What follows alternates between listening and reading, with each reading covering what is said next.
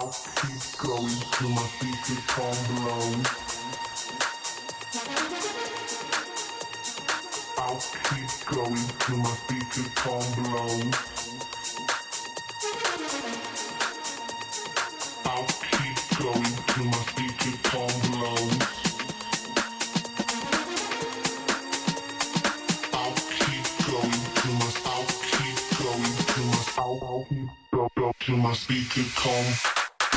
I'll keep going till my speaker come blow. I'll keep going till my speaker come blow.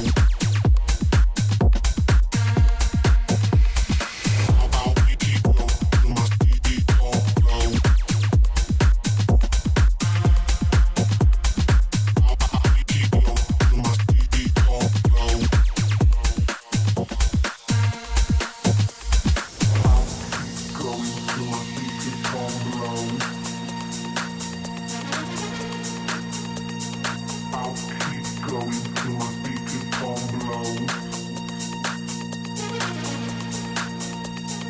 I'll keep going till my speaker come blow.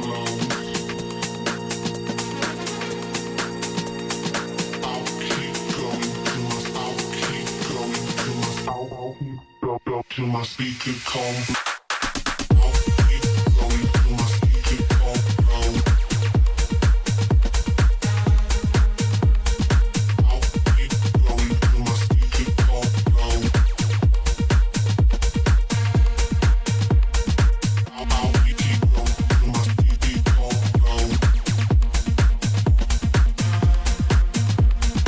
blow.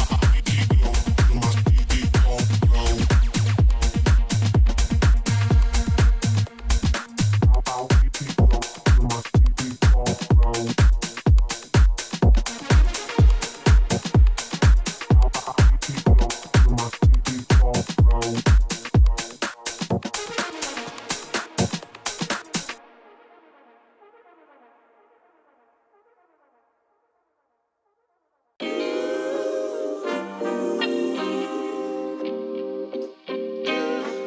Sometimes you gotta pray for a victory. Yeah, I'm overzealous when I'm thinking about the cash flow. I never had no handouts, just came natural. I've been tested so much, all these restless nights, all these different situations that I've been through. I seen pain trying to creep in through the window, but now I'm sliding through the hood in a benzo. You gotta separate yourself just to elevate. I keep some drink in my cup to see through the hate. Sometimes on the road to glory, you gotta press the brakes. I got a lesson plan for all my past mistakes. I swear I'm proud of all my best and my worst days. Proud of all my feet when I touch the ground. Front of 8 at Beijing, man, they know the sound. I know I made mistakes, but my mama proud. Fans scream my lyrics out in the background. They ain't know me then, but I'm hot now. They say life's a gamble, you gotta roll the dice. I risked a lot of different things just to live this life. When you down bad, you gotta pay the price. I've been through hell and back just to live this life. They say life's a gamble, you gotta roll the dice. I risked a lot of different things just to live this life. When you down bad, you gotta pay the price. I've been through hell and back just to live this life. I'm faced with a lot of different choices these days. Do a rock and roll Lex account of Blueface. The whole world know my name off a mixtape. I still got the same brothers since 6th grade. G-Wagon red seats, we on Biscayne. Trips to the Florida Keys, we imported these. Thanking God for the life he afforded me. All this jewelry on my body, I could light the hood. I need a brown skinned chick just like Megan Good. Holding up every promise that I ever made. Music in the background, it's a serenade. Been rapping 10 years, boy, this ain't a phase. I paid dues, paid rent, and I stayed the same. I had teardrops running down my face. I've been through a lot, I had real pain. But thank God, cause we really on the better days. They say life's a gamble, you gotta roll the dice. I risked a lot of different things just to live this life. When you down bad, you gotta pay the price. I've been through hell and back just to live this life. They say life's a gamble, you gotta roll the dice. I risked a lot of different things just to live this life. When you down bad, you gotta pay the price. I've been through hell and back just to live this life. What's a life without sacrifice? Sometimes you gotta thank God and just roll the dice. Pacino.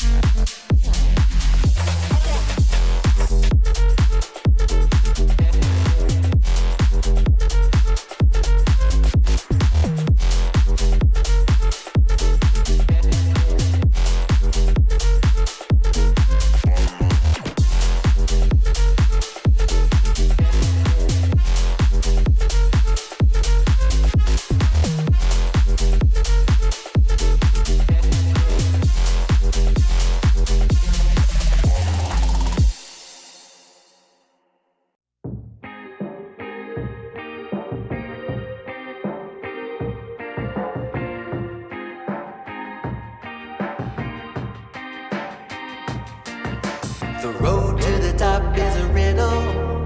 What will be my destiny? Money and fame are awaiting, but not enough is raining on me. Maybe I should give it all up. How much more can I take? Out here singing to the heavens. When I gonna get my break? I can run this town. Oh. I can run this town. Oh, I can run this town.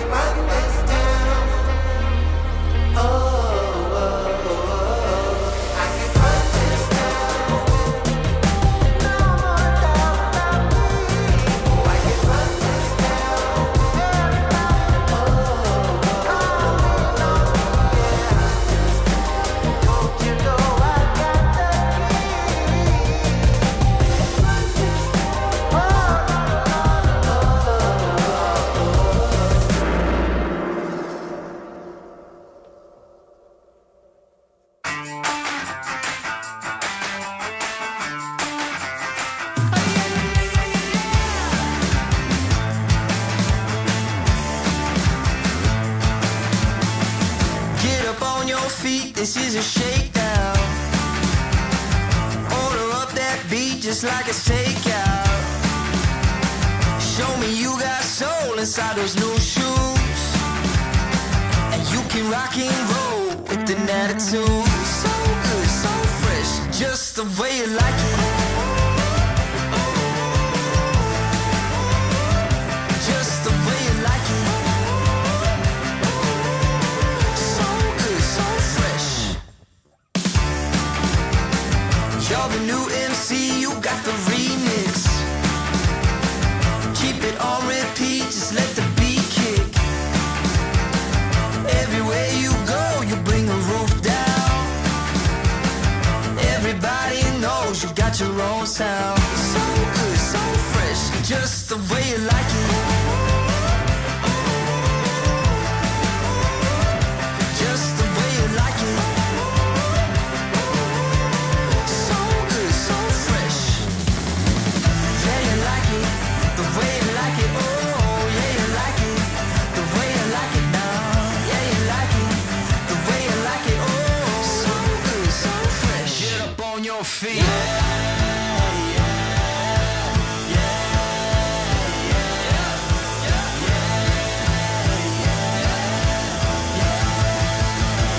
Show me you got soul.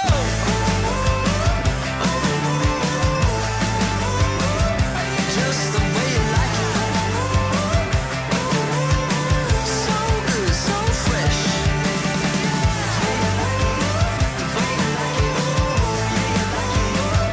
Just the way you like it. The way you like it. So good, so fresh. Get up on your feet, this is a shakedown.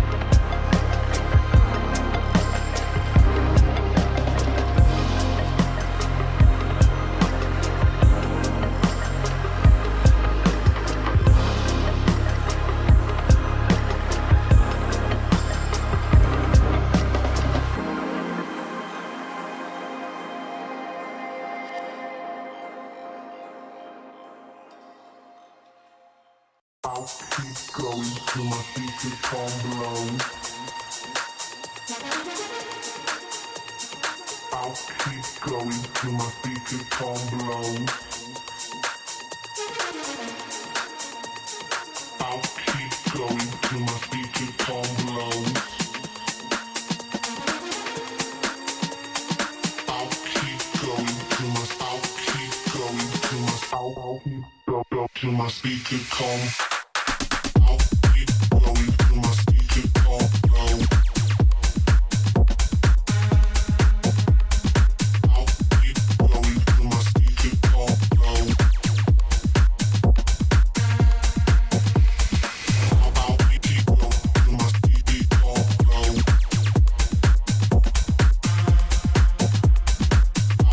keep going till my speakers come blow.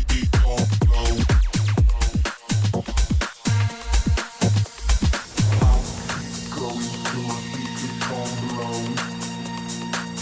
blow. I'll keep going till my speakers come blow. I'll keep going till my speakers come blow. I'll keep going till my I'll keep going till my I'll keep go till my speakers come blow. I'll keep going till my speakers come blow.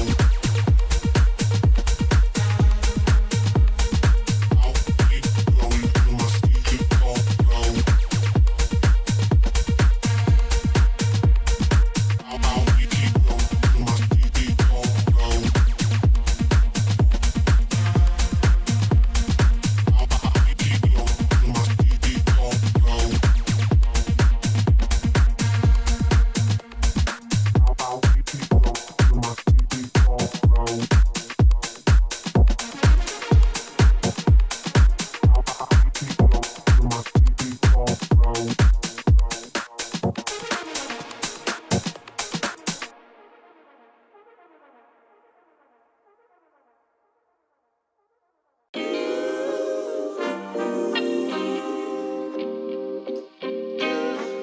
Sometimes you gotta pray for a victory.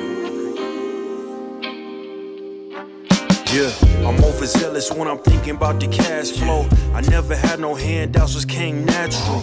I've been tested so much, all these wrestlers nice. All these different situations that I've been through. I seen pain trying to creep in through the window, but now I'm sliding through the hood in a Benzo. You gotta separate yourself just to elevate. I keep some drink in my cup to see through the hate. Sometimes on the road to glory, you gotta press the brakes. I got a lesson plan for all my past mistakes. I swear I'm proud of all my best and my worst days. Proud of all my feet when I touch the ground. Front of 8 at Beijing, man, they know the sound. I know I made mistakes, but my mama proud. Fans scream my lyrics out in the background. They ain't know me then, but I'm hot now. They say life's a gamble, you gotta roll the dice. I risked a lot of different things just to live this life. It's life down bad, you gotta pay the price. I've been through hell and back just to live this life. They say life's a gamble, you gotta roll the dice. I risked a lot of different things just to live this life. When you down bad, you gotta pay the price. I've been through hell and back just to live this life. I'm faced with a lot of different choices these days. Do a rock and Rolex account a blue face. The whole world know my name off a mixtape. I still got the same brother since 6th grade. G-Wagon, red seats, we on Biscayne. Trips to the Florida Keys, we imported these. Thanking God for the life he afforded me. All this jewelry on my body, I could like the hood. I need a brown skinned chick just like Megan Good. Holding up every promise that I ever made. Music in the background, it's a serenade. Been rapping 10 years, boy, this ain't a phase. I paid dues, paid rent, and I stayed the same. I had teardrops running down my face. I've been through a lot, I had real pain. But thank God, cause we really on the better days. They say life's a gamble, you gotta roll the dice. I risked a lot of different things just to live this life. When you down bad, you gotta pay the price. I've been through hell and back just to live this life. They say life's a gamble, you gotta roll the dice. I risked a lot of different things just to live this life. When you down bad, you gotta pay the price. I've been through hell and back just to live this life. What's a life without sacrifice? Sometimes you gotta thank God and just roll the dice. cappuccino.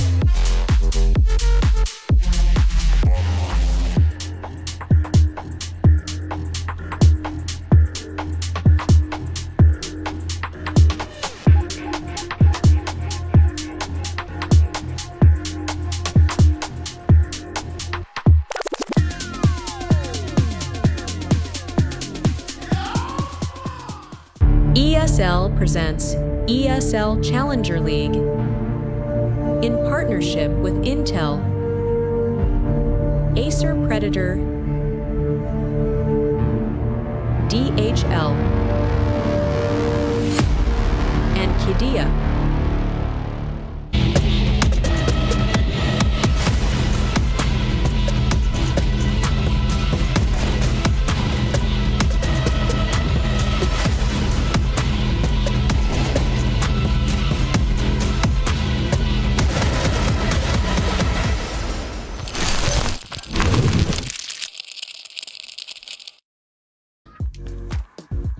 Good afternoon, good evening, wherever you are in the world. It could even be a good morning. We are back for the South American region in ESL Challenger League. Once again, it is me, Trav, alongside me, the lovely Hayes, for now the regional finals here in ESL Challenger League Season 50 with Pro League on the line. 9-0 waiting in the final tomorrow. We've got Bestia and Gaimin Gladiators tonight, Matt. Excited?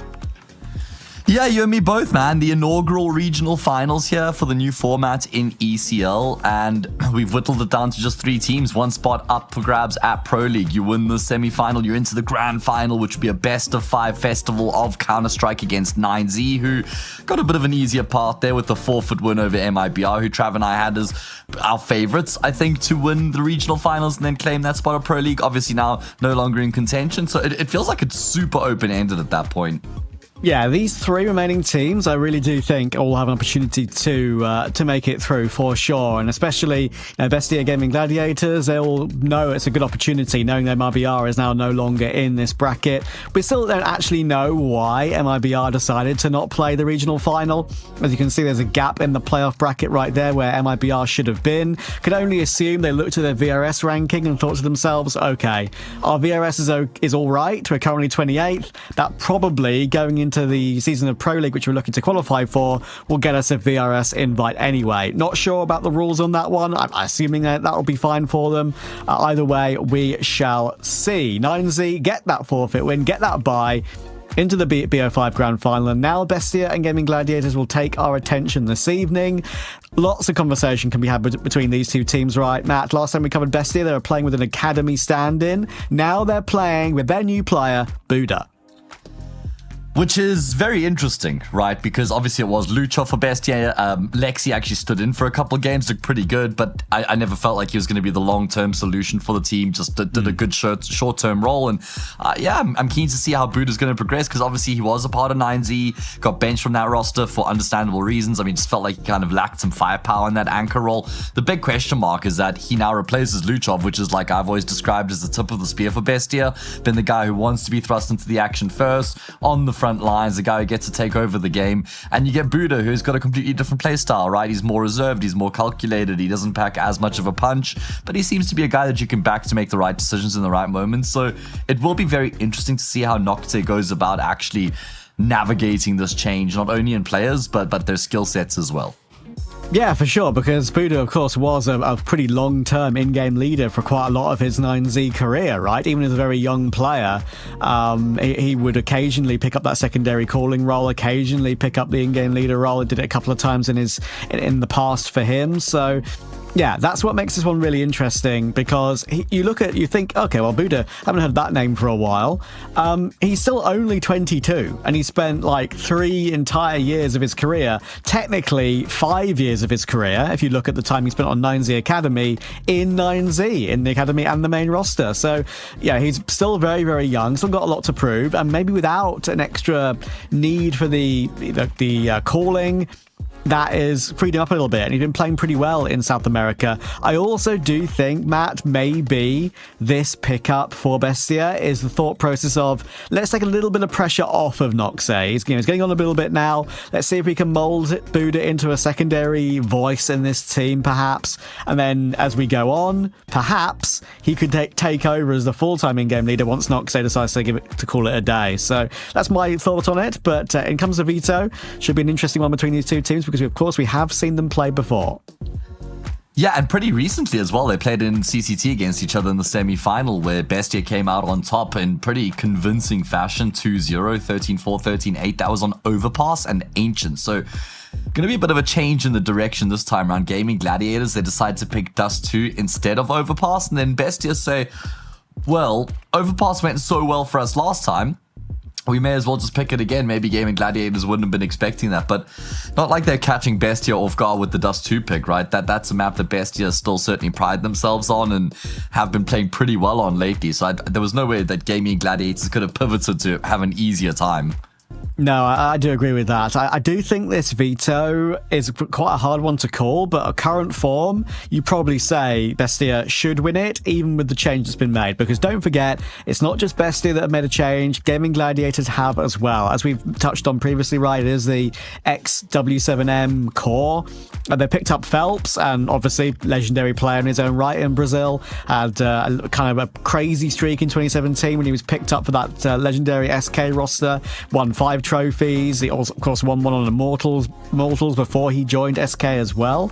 So unfortunately for Phelps, he's kind of been bouncing around in different teams in the scene ever since he got moved on from that SK roster. Played for Godsent, played for Fluxo, played for Imperial, probably most notably recently. Tiny stint on Red Canids, now over on Gaimin Gladiators. He's still got undeniable quality, but fitting into this team with a couple of very well-known players who've also played at a decent level in Nekiz and Jota, that is going to be a new one for me to see, and kind of an unknown, that's for sure.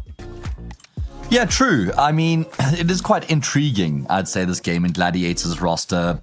With the addition of Phelps, it definitely does just like immediately skyrocket the stocks of this team, I think, compared to what they were like under XW7M. And it is cool to see him back in a playing jersey more regularly, because he hasn't played much this year at all, right? Like, it's good to see him now towards the tail end of the year, getting back into the swing of things. I mean, Brazilian Counter-Strike is always better off when Phelps is active, and there's a good opportunity for him today. You know, you talk about some of the players he's surrounded by. He's got some decent talent around him, and I'm particularly keen to see how Jota's going to be playing in this team with Phelps. He's not on the younger end, he's 27, but I think he might actually be like the most mechanically skilled player on the server for Gaimin Gladiators alongside Phelps. So quite keen to see, you know, what this opportunity means for him now. Getting to play with Phelps is probably a very exciting chapter for him. Yeah, I think that's a very good point. And I actually just had a quick look at that stat that you kind of touched on, with Phelps maybe not playing as much this year as he feels like he maybe should have or has done. Good call. I checked it. We know Spirit haven't played absolutely everything in the scene, right? Donk has 150 maps in 2025. Phelps only has 92. 90. I usually expect players who grind a lot in this sort of tier to have triple digits, right? And Phelps doesn't. So let's see how it will go today. We are underway on Dust 2. We're straight out long, sort of a shoulder peek to catch Timo off guard. And now we're going to push the W key with the dualies on the corner, flash in on the angle. That's a goosh on Jota. 93 damage with those dualies. Cassin head down on Car. They're trying to bait him in. They're still not looking for that, but now they are. And he should get overrun. Does get overrun. There's still 2 more CTs on site. Lots of dualies spam. Somehow not connecting with much at all. But look at the health on Gaming Gladiators now. 7 and 5 HP, 38 on Nekiz. Still the trades go back and forth, and now it should go in the favour of Thomasin. The main man's on the scene for Bestia, and he gets help from Buddha to finish it off. Yeah, ultimately the difference maker there. Thomasin is the injection of life that really pushes Bestia across the line, because before he gets in on the act, it's super back and forth. I mean, Gaming Gladiators, despite the amount of resistance they run into, they still do a pretty good job of taking steps forward and eventually pressuring in towards that A bomb site. But as that CT, that cross smoke phase, they become exposed, and it's a lot more challenging at that point. So good work from Bestia to hold on, using the might of basically everybody there to aid them in winning that pistol. And Gaming Gladiators now going to force back immediately after, despite the fact they don't get the bomb down. Upgraded pistols and a scout to work with, and they will find contact in lowers. Oh, I really like this, though. That's a really great proactive play from Bestia. They know whether they've got Glocks or whether they've got a slight force buy. Sitting back and letting those Glocks go crazy can sometimes be the wrong move to make. So they go super aggressive in toward tunnels. They get a couple of kills. Kill on Nekiz with that scout, but the Molotov from Cassin will chase him down in the end. The Lick of Flame removes him from the round as he tried to escape, tried to Scarpa. I think SHZ knows that Thomasin has quicked him to the corner, but there's a jiggle. Good shot either way. And it's some damage, but with a full force, with the bomb nowhere to be seen, obviously, it's not as much as he would have wanted, and Timo will finish it off. So 3 players alive. It will be a full eco now, and they have a chance to get that 3-0 conversion. The one thing I will say about Buddha, because I feel like it's quite easy to kind of bash on him because of his form at the end of his 9Z days. Probably, I think I'll just guess he had like a sub 0.9 rating at the end on 9Z. I know it was pretty bad. I think he found himself in crew, though. Remember, this guy's only 22 years old.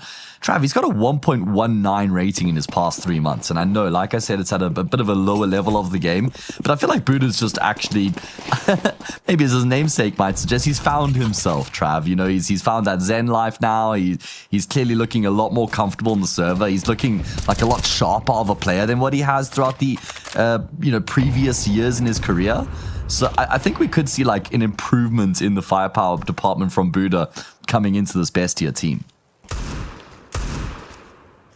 Yeah, I hope we get to see that. I really do, because I think it's fair to say at the end of his 9Z stint, he was pretty heavily criticised for having pretty poor numbers. And yeah, probably exactly. Rightly so, as you said, as you touched on. So 100%. Yeah, I mean, I just looked at his numbers throughout his entire tenure with 9Z, 0.95 rating throughout the 3 odd years that or 2 odd years he was on the team. 3 years, yeah. So it's not difficult to improve, but I do think he's actually a better player, a better version of himself. Would have been the B anchor before. He's clearly the mid player here, which is quite interesting. We'll see if that changes going into the gun rounds, but I think Buddha, yeah, actually could be an enterprising pickup. I mean, arguably the most experienced player on Bestia all of a sudden.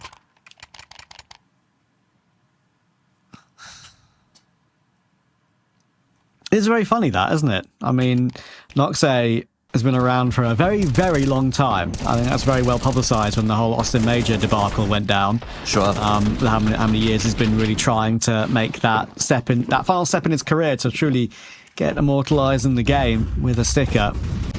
But yeah, it's been a while since that. They had to move on. They have moved on, and now they have a chance to play for Pro League, which would be a really important berth for them. Any one result in the Pro League, for example, could really get them that VRS injection that they need to become relevant once again in the South American scene. This is a round where Gaming Gladiators are actually all over them, though. You already got a couple of picks out along with Jota, and look at SHZ. He's pushed all the way through B. Good reaction. Buddha could have caught him there, but he was ahead of where he was expecting him, and that will be a 5v2. Yeah, very well played round. Multiple layers here from Gaimin Gladiators as well, finding success out long, drawing the attention in that direction. Not getting caught off by Timo playing around that long smoke. Finally, one will fall, but it's all good. And off the back of that, it's not like the full focus was, okay, we got the entry kill long, let's just try and force our way out there and then going towards A. They realized that, okay, we probably pulled the attention of the B player down into middle. Maybe I can lurk my way through here without contact. Nocte going to be in some trouble as well. Break on the smoke. Actually, good kill from him. And Casson gets one with the AWP. So, Gaimin Gladiators kind of hemorrhaging here as they look for these exit kills. And maybe good to just cut their losses at this point. And it's exactly what they're going to do.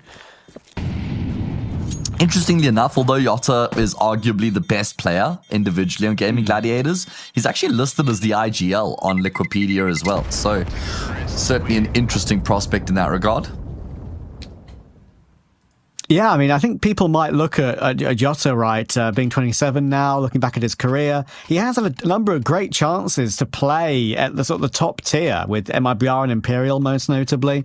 If you look at it, they're just looking at it now. If you look at the teams he played, look at the players he played with on MIBR back when they used to play in North America as well, right? His last ever MIBR game, he played with the likes of Henny, Exit, Berenazan. If you look at his Imperials tenure, his last ever game there, one of them against Apex, played obviously with the likes of Bolts, Henny, again, funnily enough, Phelps and Vinny. So he is reuniting with Phelps in a way, is Jota. So, yeah, it didn't spend a massive amount of time on Imperial with Phelps necessarily, but had some good experience, had some good games with them. Played at Pro League, of course. That's the game I'm referring to when they were playing against Apex. And maybe that's what they thought could be a combination that could work out for them again. Yeah, it will be interesting to see how it kind of unfolds going forward in the longer term, in the longer run. I mean, obviously right now, their focus is on trying to qualify for Pro League. Probably would be the end of their season, regardless, right, whether they qualify or not. So you want to make the most of these last couple of games. As we do hear some ticks in chat. Looks like Neckers is time. Alive. So, yeah, going to have to just reset the round. Thankfully, the calls come through in time before any damage is done, so we will be able to just run this one back. Yeah, looks like it is a problem for Neckers. I think BSD is the guy I know the least about on this Gaimin Gladiators roster, the name that I've seen least frequently. Obviously, like you've highlighted, Neckies, and I don't know if we're going with like SHZ or Shiz. Yeah, Shiz is pretty easy, but there are so many three-letter nicknames in South America and Brazil in particular that I think it's quite easy to say SHZ as well. I don't know. But, what are you going to go with? I'll stick with SHZ because we only actually have two in this entire server with him and BSD, so it's fine. I'm just looking at BSD's, the past teams he's played for on HLTV, and he's got 3, 4, 5, 6, 7, 8, 9, 10, 11. This is his 13th team he's played on in HLTV in the past, 3 years. Yeah. Okay, but more 4 years. And by far the biggest name for BSD. By far, as we do got our little mirrored HUD going again to just try and keep us guessing. Saw this the other day. Got fixed pretty quickly. There we go. So this is a huge opportunity for BSD in his career, right? Like, he's been jumping around a lot within South America. Yeah. Played for orgs like, Case you'll recognize, Nitro as well, LP, XW7M, but nothing nearly as notable as Gaimin Gladiators. So it's an exciting step up in his career too. Yeah, I think Case probably be the most well-known one there for sure. I mean, I'm pretty sure that's Casimiro's team, right? I think Case, so. Casa, maybe, if his name's Casemiro. But yeah, definitely his best opportunity, that's for sure. And this is probably the biggest game he's played in his career, I would guess, when he knows that Pro League is on the line. I haven't gone through all the details of that, so could be wrong. Noxus picked up the AWP, and he's taken Nickers out of the round very nicely, and Cassin's there to help out. Double AWP setup, still able to find Phelps too. That's a really nice pincer in middle. That's one thing that Gaimin Gladiators weren't expecting. Double AWP pushing short and lower. Don't see that all too often on D2. Hell of a statement as well to do it here in this gun round after you've lost the previous round. Sometimes you've got a bit of a tendency to go into a shell, because you're like, okay, well, this next one's really important. We can't afford to lose this. Let's just hang back, wait for them to come to us. But Bestia fights on the front lines, and they reap some fantastic reward from that double AWP. Nocte, much like Fallen, will never turn down that opportunity to relive the golden days and pick up that second AWP occasionally. I love that support coming through from Cassin out of lowers as well, because the 2 kills he gets are pretty difficult, especially the second frag. I was shocked he didn't get traded there. Now it's all on SHZ. Looks like he might try find a timing, but saving the AK, not an awful option either. He's got some money in the bank. Yeah, he could... I mean, you can't really drop much, but it's annoying to save and split up the money somewhat. But for Bestia, it's a great statement, as you say. I'm very happy with that. I think that's a good sign to me, especially with their play they put into practice with the anti-force in round 2. They obviously weren't to know whether it was Tech 9s or Glocks. From Timo there, that's a crazy bait. Really annoying for SHZ, but at least he doesn't go down after time. Yeah, I know, true. But yeah, very clearly playing on the front foot, playing assertive with those SMGs in round 2 and with the AWPs here in round 5. Already getting the double AWP out very quickly, as you mentioned, getting Noxay on that secondary. It feels weird to call him a secondary when he's been a primary for most of his career, but he's taken the fallen route of going rifle in-game leader more often than not. And with Cassin in play. But yeah, that was a great maneuver to make. And look at what that does to Gaimin Gladiators. It puts them in such an awkward position financially where it's like, well, I guess we just best reinvest. And also getting that kill on SHZ means that they're not going to have as much firepower as they would have had they saved the AK coming into this round. Chance for Bestia to go up 5-1 and then play the anti-eco afterwards. And they've got a pretty good idea of what's coming their way. There's a heavy lean in towards this B-bomb side. 2 guys on the site itself, 1 not far away.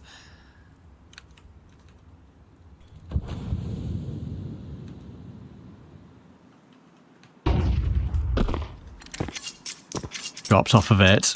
That noise will be heard by Thomason, most likely, considering the position he's in, very close to those B tunnels. You'll now hear the utility being thrown, so I might have to play anti, or at least get up on the boxes. Doesn't play anti in time, should get run over, doesn't get run over. And they're separated. Neckers went down very early, it allows Noxy to come into play. Thomason gets taken down, but the trades are good, and Nox is hitting shots like the good old days.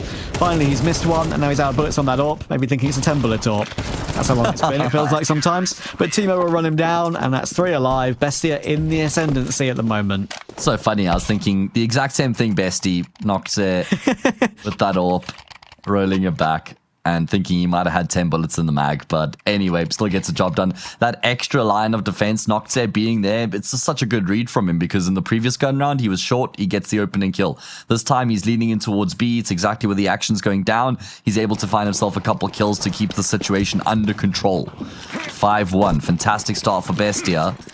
As Gaimin Gladiators left wanting a little bit, and this is their map pick as well.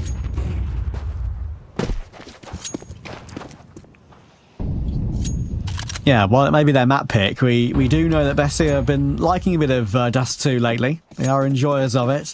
Look at their recent stats on the map. They've won 8 out of 12, and sure, they get the odd loss in there.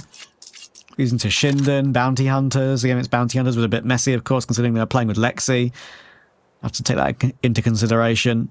But, yeah, overall, it's a map that they can somewhat rely on, and if they get the economy rolling early, like we've seen here, and get these double AWPs in play, it can be very dangerous. Cassin's in trouble now, though. There's not really much support nearby, and he realises that. That's actually a good repositioning. Can he get away towards CT? He can.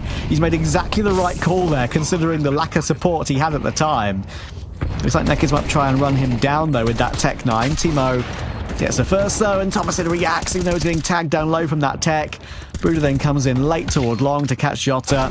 It's all down to Phelps. Good tap on 1. Good kill on the second. It's okay damage. But again, I think Bestia are making good decisions here. They seem locked in. Yeah, I completely agree with you, right? Giving up all the respect, able to get out of dodge there was Cassin, just concedes control of the bomb site, realizing that he's definitely going to die should he hang around. And then is able to contribute to the retake. Everything going according to plan. They won't mind all that much that they lost a couple players because they've got some money behind them. Still enough here in the bank to full buy in the next no matter what happens here. So pressure firmly on the team who have picked the map at this point.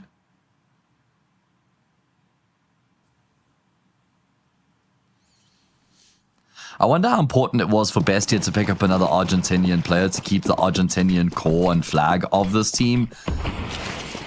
Yeah. That was a prerequisite. That almost, I mean, I thought that too, you know, because obviously when they played with Lexi, he was a Brazilian from their academy, and they had like the South American region flag exactly. on HLTV, which is not one you actually see too often on HLTV, because of the mix, of course, of Brazil, Uruguay with Timo and Argentina. Cassin, of course, is Brazilian too.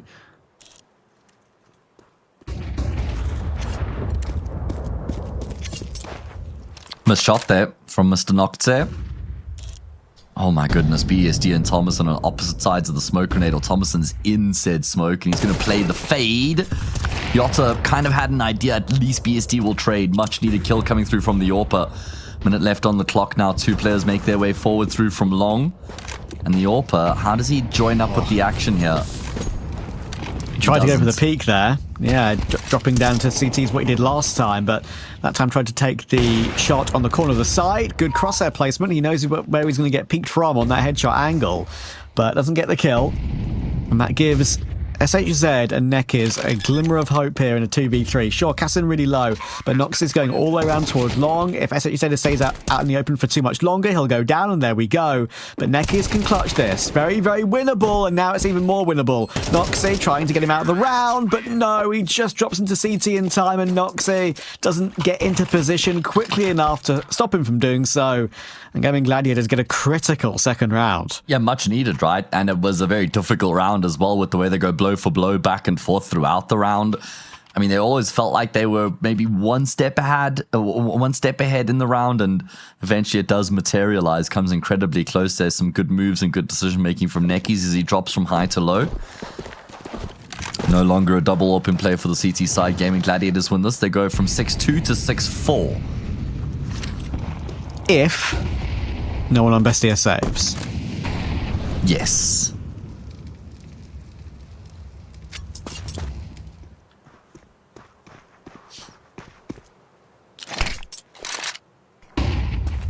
Bank flash to deal with the close position, but a resmoke from Buddha will allow him to move forward and check that out.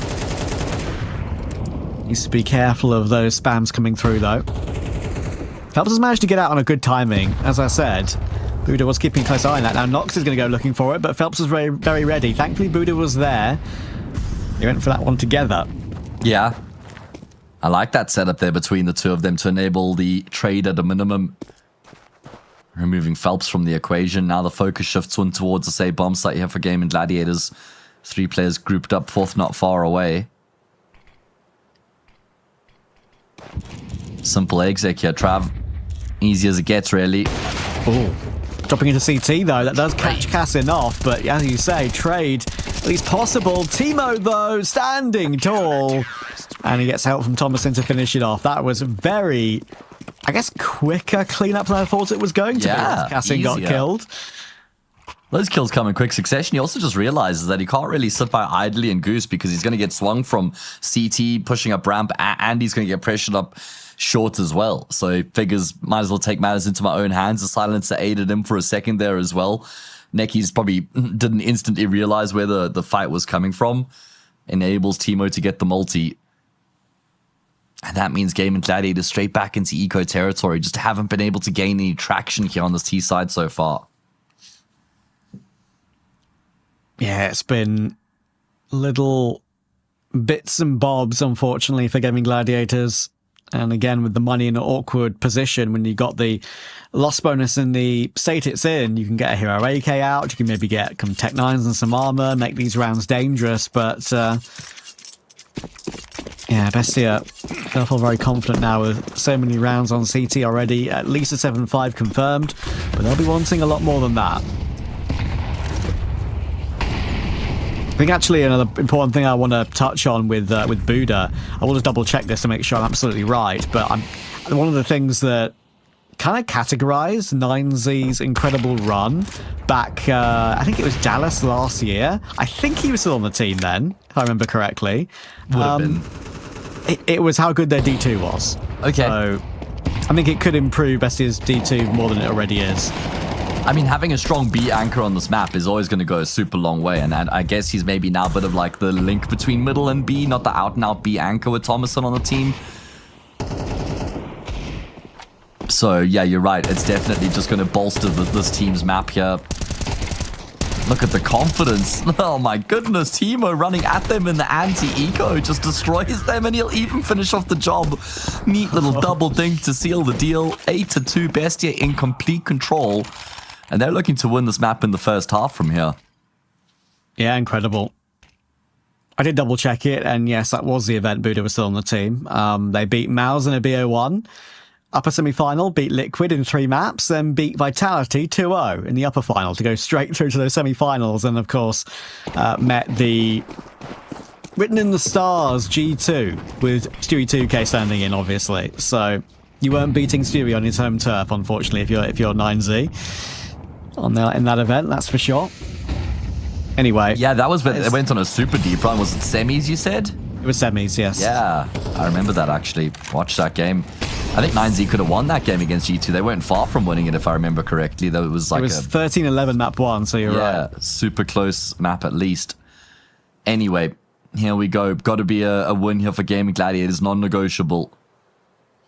8-2 down there, map pick. Lose this one. I'm almost just like set to straight up write them off in the first half at that point.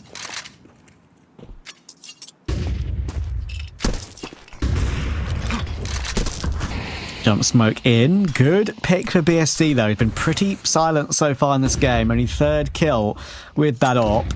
2 players in mid again, as you've been mentioning. Buddha acting as that sort of link on the rotation. Thomason playing close. Lots of noise being made in mid. Lots and lots of noise. And Buddha might try and pounce on a timing, then just not checking the corner. Uh-oh, trouble! Buddha whiffs his lines, though. It could have been 2. It wasn't. It was only 1. Going to be a chance for Teemo, though, coming in from short. While all the commotion was going down, he is still here, and there's 2 CTs in CT as well. Oh, Teemo's got to respect the line. He is waiting for his opportunity to pounce, and he will be rewarded. Brilliant stuff. Thomason goes flying through that smoke grenade. Only knocks their left, and they're going to path away from him in towards the B bomb site. So, good decisions being made. Good composure, I'd say, here from Gaimin Gladiators with the way that they're able to hold on. Nox has been legged. Jota will finish off the job. Easy as 8-3. Low health on a couple players, but Gaimin Gladiators will get it across the line. Bit of ugly movement at the end of that round there from Noxe, trying to get an advanced angle or an elevated angle on top of the CT box to see the headshot angle outside B tunnels. But yeah, in the end, couldn't get it done. That doesn't matter, though. Still 8-3, could still be 9-3. Unfortunately for BESTIA, you can't win them all, and they'll know that they should have won that one, technically, with how Buddha got himself into that position. Could have been a 2nd kill. I could have activated Teemo for even more. In the end, it was only 1. So, yeah, that was a round-changing moment. Oh, are we breaking the smoke here? No, we're just going straight through it. Okay. Thomason's got a lot of work to do. They're team flashing them out, though, to be fair. Thomason's going to stand his ground. Hold on. Massive whiff from Buddha, but still gets his 1-for-1. It's fine. Now Nox is on the scene, but flies into window a bit too quickly. 2v2. Teemo looking to use that smoke to lurk through it before they even get that bomb planted. He's pushing through into his own Molotov. That's unpredictable. Suddenly it's a 1v1. BSD has to win this one. Should take it. Does take it. Wild enter the half. And somehow, Gaimin Gladiators scrape 4 rounds. But will that be enough?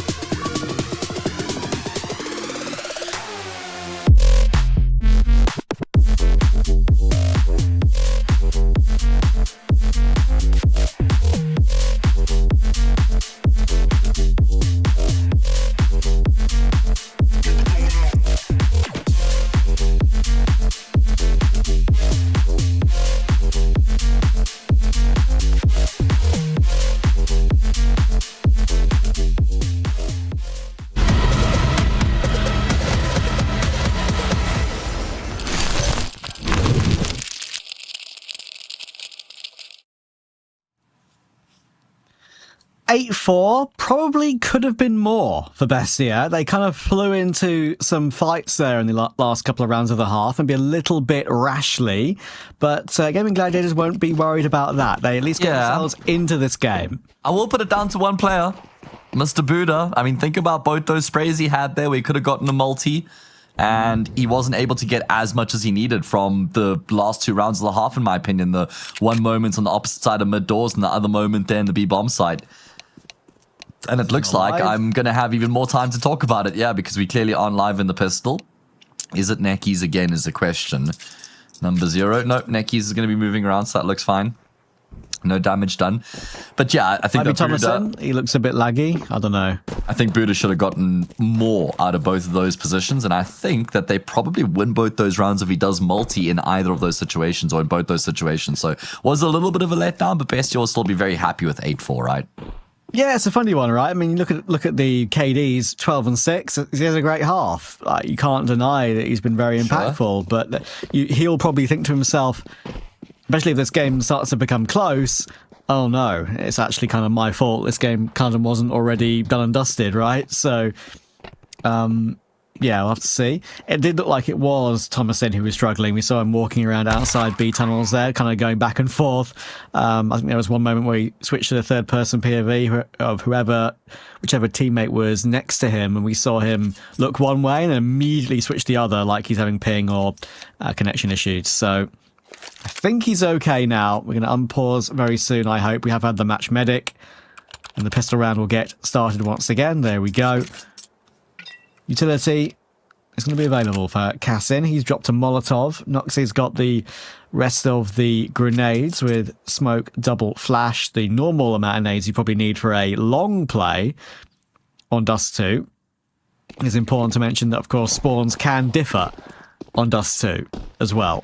So, on the only maps in the pool that we have that now. Yeah. Underway once again.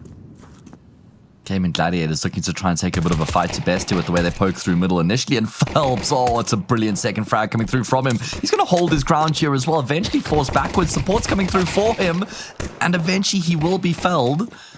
Support hasn't arrived in time to immediately trade, but they're still going to commit forward at the back of the flashes anyway, and it's going to work out perfectly. That is all in from Gaimin Gladiators. Very nice. Good goosh in toward middle. Unfortunately, Thomasin, it's not like he's got the bomb. That is dropped all the way over down toward blue box on long, as you can see on the map. So he's got to do this one the hard way. And when I say the hard way, it's a very hard way. Does get gifted that one. There's the bomb. Being rested on very gently. Surely no way back, yeah, you got to imagine that this is impossible for him. Jump on his head. Goomba stomp him. Hang on. Doing it. Oh. No, we didn't see him. No, you saw him, Thomasin. Open your eyes, worse, King. Right, then if he just doesn't check it all together and dies to the guys, like way worse when you actually could have gotten him off guard. I know. Open your eyes, King. He was right there. Yeah, and you can't blame 4x3 on that one, I'm afraid. No, you can't.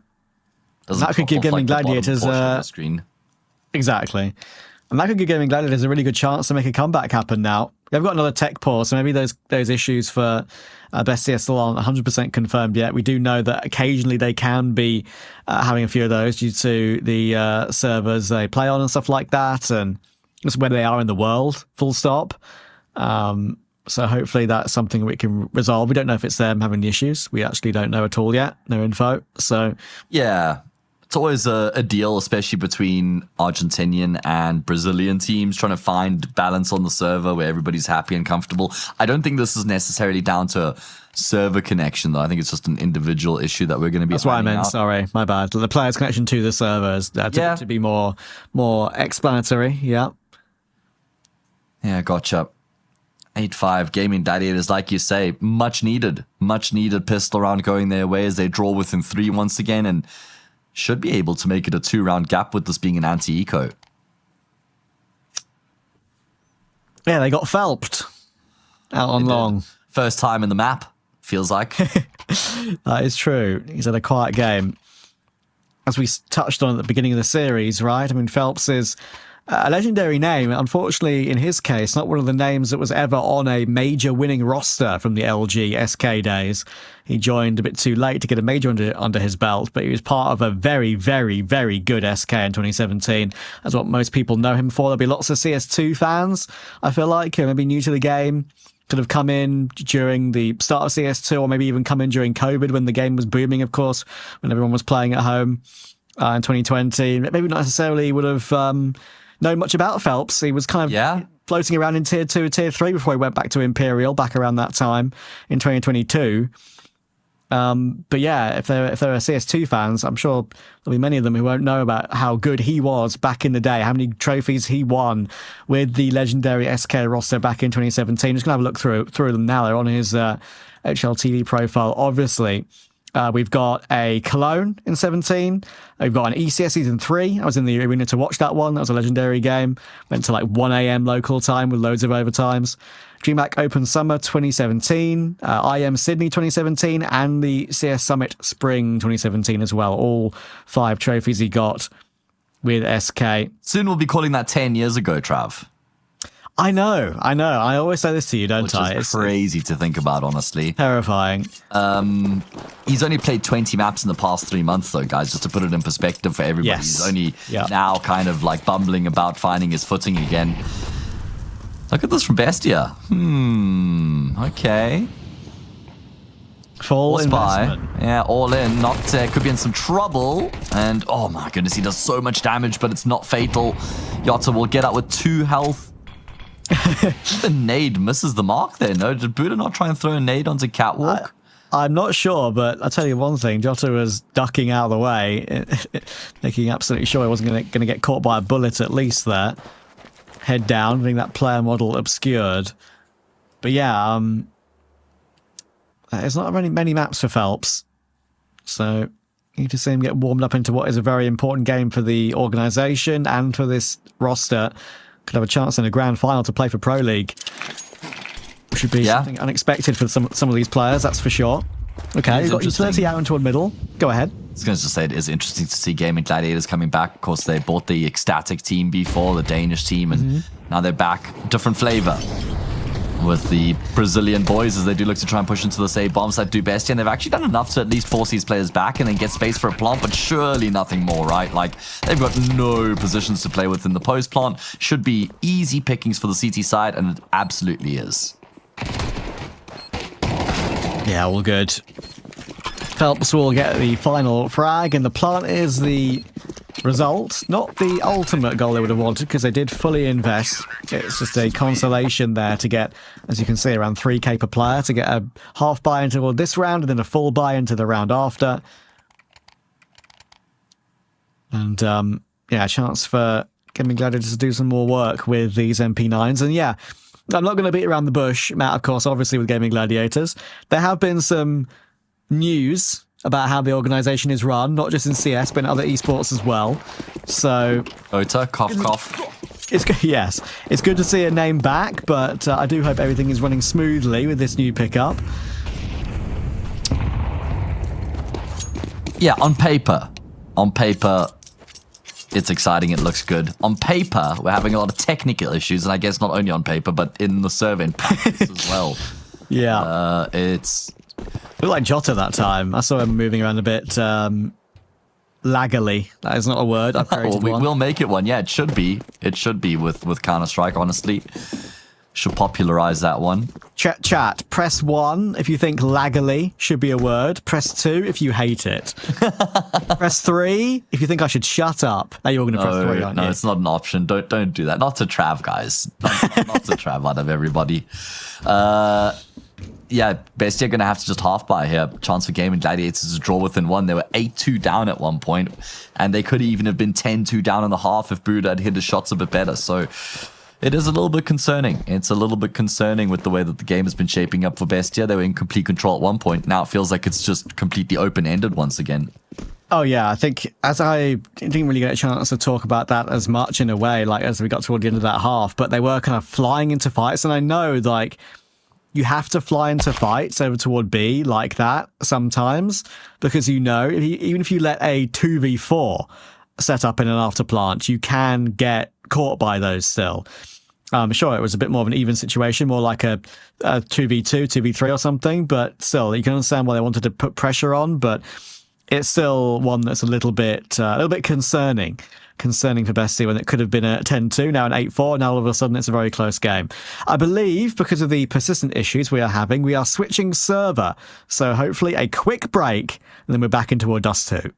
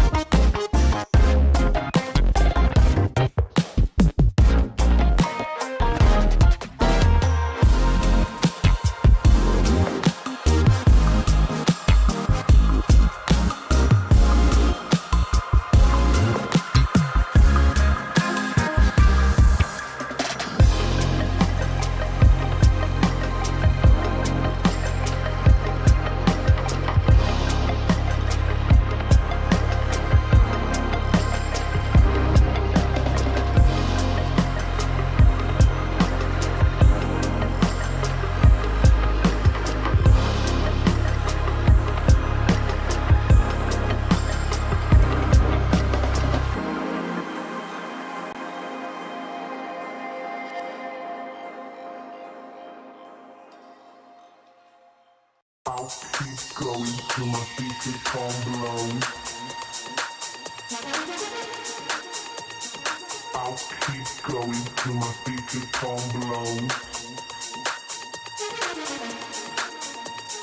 I'll keep going till my feet become blown. I'll keep going till my till my feet become. I'll keep going till my feet become blown. I'll keep going till my feet become blown. We are back, and hopefully things have been smoothed out here because it's going to be a close game. We don't want any more interruptions. I see you guys in chat. Too many threes for my liking, but I did ask that of myself, didn't I? You set yourself up. Yeah, you did, yeah. I always love that one, Trav. Unfortunately, either way, what we love to see is that the game is underway once again, and Timo has dropped a hero AK to Thomason coming into this eco, so certainly does open things up a bit more. See if we can put it to use here. Well, we are going for a somewhat of a utility execute over toward B, but only a bit of a fake. It's the utility that's being used over toward the door. Somehow it's not a kill from Buddha. There's only one more bullet needed on BSD. It's a bit of a ruse to throw that utility over toward B, then pressure middle and go out on that timing, but hasn't really worked whatsoever. Could be about to win another CT round here. Gaimin Gladiators with all 5 players alive. Only knocks it left. It's a good kill, but now he's all alone. Good quick trade from Nekiz. And this game, with the interruptions as well, Matt, the momentum is non-existent for either team. And I'm a little bit concerned for Bestia. They kind of seem like they've gone back into their shell again. Yeah, I think your concerns are well-founded. I mean, even a bit of a reluctance to trade there from Buddha. I mean, Thomason must have known he had done damage. I thought Buddha would have just instantly committed to the swing with the Deeg. Maybe the info came through a bit late, tries to scoop up the AK and take the jewel, but BSD just instantly hits the headshot, and now we go into the all-important gun round for Bestia to just try and keep themselves in the lead. Timo has a Mac 10 here as well, so it's not ideal open play for BSD. This is where Gaimin Gladiators can put some real scoreboard pressure back onto Bestia.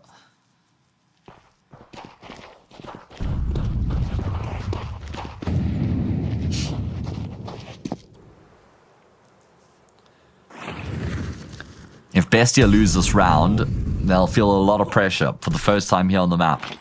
They're also feeling comfortable to make some of these assertive plays like Gaimin Gladiators. Straight out middle here, Jota probably feels like he might have to push that smoke while there's pressure from a teammate in window. And Jota, oh my goodness, okay. Finding Buddha as well is pretty crazy. And that makes the bomb very awkward to recover. Only Thomason and Timo in position. Phelps is still here on the close boxes, able to get his one. That should be enough. Thomason should get pre-fight. It's a right-eye peek for Phelps. Very nicely done. 3 alive. And again, didn't mind that call from Bestia, actually. It was a bit more proactive. They were playing with assertiveness like they were earlier on CT side. But Gaimin Gladiators were more than equal to it. Yeah, very good job just containing the round there. Never even got out of sorts. Keeping their composure when things start to get a bit chaotic. How much pressure was being applied there by Gaimin Gladiators as well, while Bestia try and go through middle and towards that B bomb site. Just never given any space to maneuver. Constantly bullets coming through the smoke, players pushing through smokes, nades breaking smokes open. Just a lot going on there. Bestia contained, and now they're going to have to eco, which means Gaimin Gladiators have got a great chance to get the lead. Their would be a 7-round streak on their map pick as well, looking pretty damn good right now. Worrying. And as I said earlier, I kind of touched on it actually when I re-introed the beginning of the second half. Like, they'll be kind of kicking themselves. It probably should have been 10-2, but it's all shoulda, coulda, woulda. In CS, this is the only reality we're playing out right now. And they need to find a way to win rounds like these, actually, to get themselves back into contention in the half, it feels like, with their economy. Good resmoke from Phelps. Will he be able to hold on? Good flash. Lines up another, but somehow they've managed to hold on completely cleanly. I don't know how. Their money is booming now on the CT side. How has Neki's not even killed Phelps there? I'm so shocked that it doesn't just get caught by a single stray bullet. The spray clearly completely under control. And Bestia have tried so many times to breach into this B bomb site, whether it's by virtue of a split or just direct, and it's not working out for them. Running out of chances now as Gaimin Gladiators surge towards that finish line. Look at the money that they've got as well, a reflection of how successful these rounds have been for the CT side. They're just 4 rounds away from finishing off the job.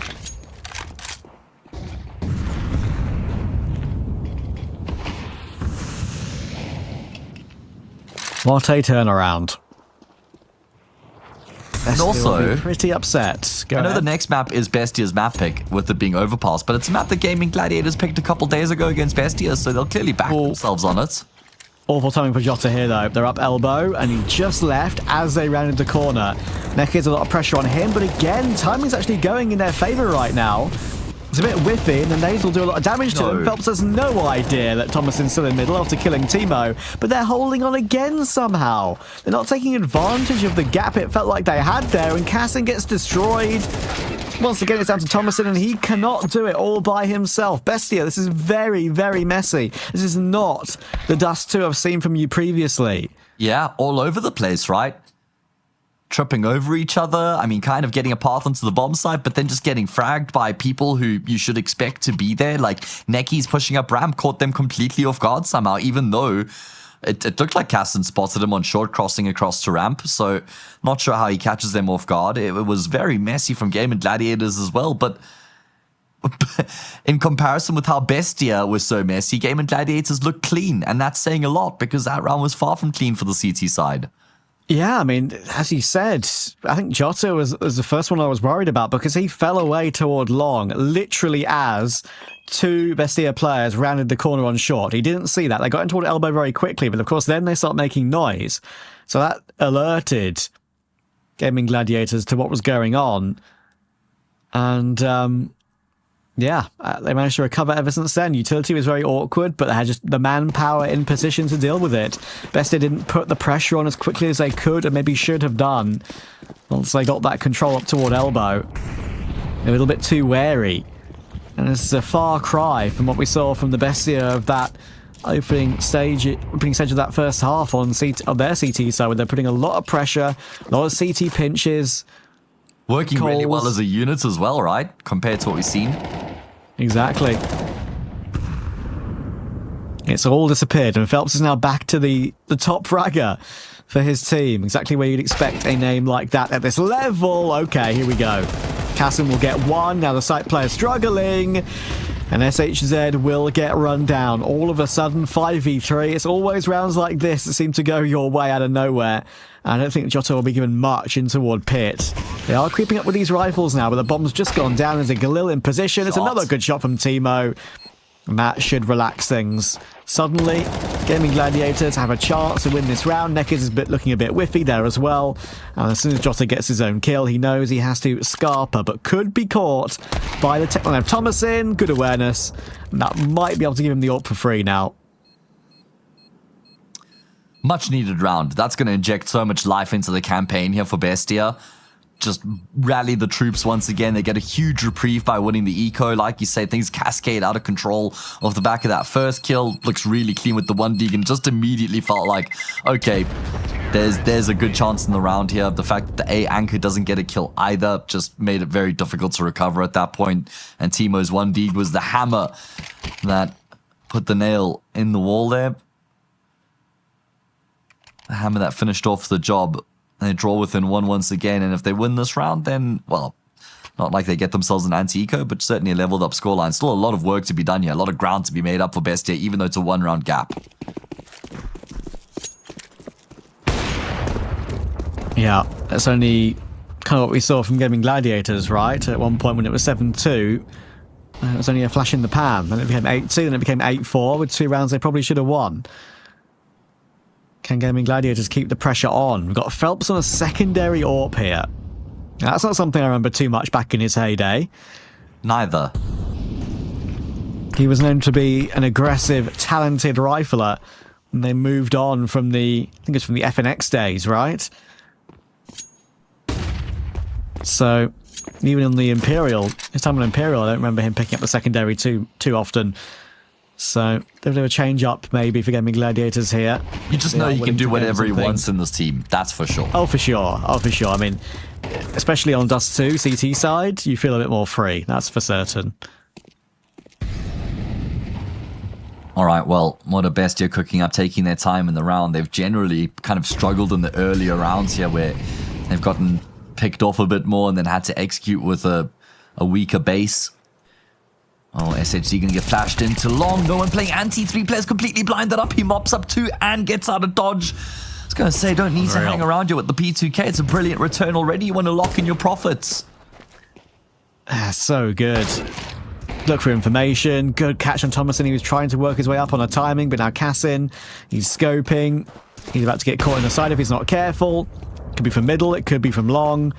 He's got support of Noxe now, but 16 seconds, and can you really save on short? Gaimin Gladiators are going to be putting a lot of manpower, I feel like, in here to try and hunt these saving players. 9 seconds, Noxa. You're just dancing around in middle with nothing to do. And now Cassin is so stuck. He could go down after time here. They're going to be putting a lot of pressure on him. Oh, this freeze time is going to be so awkward. How does he get out of dodge? He does not. Sure, still 4k in the bank, but no chance for an AWP unless Timo drops it to him. That puts a lot of pressure on the money, and then 9-11 down. Well, the 6 seconds in freeze time felt like 6 years for Casson, and that's a disastrous round for BESTIA to lose. I mean, this is the offset of the round. It's how it begins. BSD gets the support flash there to enable SHZ for those 2 kills, and then he sweeps back to hard clear that short position where he gets a kill as well to stop the round. Stunt any sort of fight back for BESTIA. We've got one last buy in the bank. Should they lose this, they'll be down 12-9, and it probably ended the map shortly afterwards. Only 2 rounds to show for this T side so far. Off the back of being up 8-2 at one point, they've only added 1 round to their tally since then. Map has completely disintegrated for BESTIA. Unreal, yeah. I mean, as I said, thankfully Timo had some residual cash to drop the AWP over, so they've still got that on Cassin, and they have an okay buy.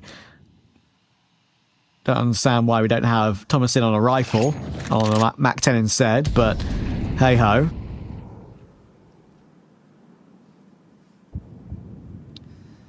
Hey-ho, what do we know? Gonna be a big exec in towards long coming through. SNG here by himself. BSD probably gonna dump some utility to try and aid him right now.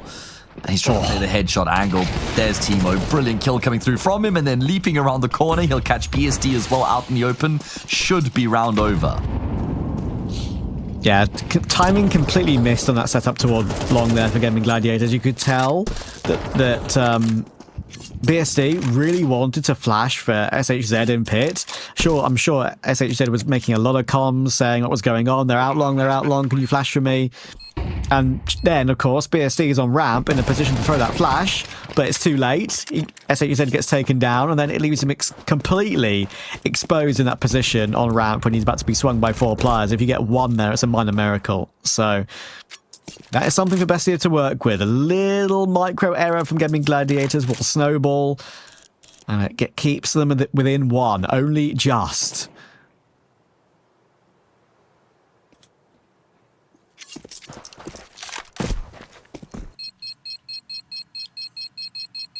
Just scrolling on back through HLTV here, having a look, and yeah, my suspicions have been confirmed. Nocta's only gotten a single kill on this T side so far.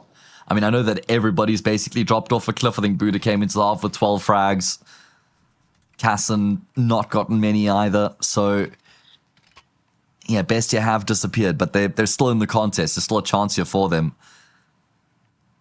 Kept themselves in the game by winning that gun round pretty convincingly as well, so at least they're in a position where there's some residual money in the bank now should they lose a round. Yeah, we're at the true business end now. Thankfully, I think for both teams are in that state, right? Where they should be able to get full buys going in toward the final 2 rounds of regulation if we have to play them. Yeah, does feel that way. 2 or 3 rounds, I should say. Doing the classic thing where I'm adding the 2 to make it to 24, not adding the plus 1. Yeah, haven't played the round yet. 1 step ahead. All right, well, here we go.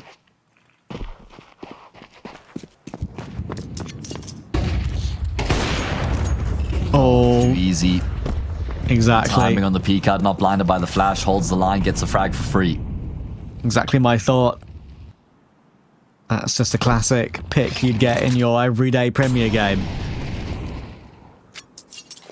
Nothing difficult about that. Phelps pushing forward, looking for more of it, and Buddha was not expecting it. That is what that secondary AWP on Phelps can bring you. Buddha completely caught off guard by the fact they're pushing tunnels with that AWP and a rifle with it. Now all they need to do is jiggle. Neck is arm seen, immediate resmoke.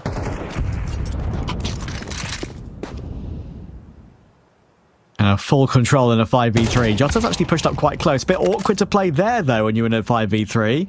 As you can see, the Cassin AWP is still in play, so we'll punish him.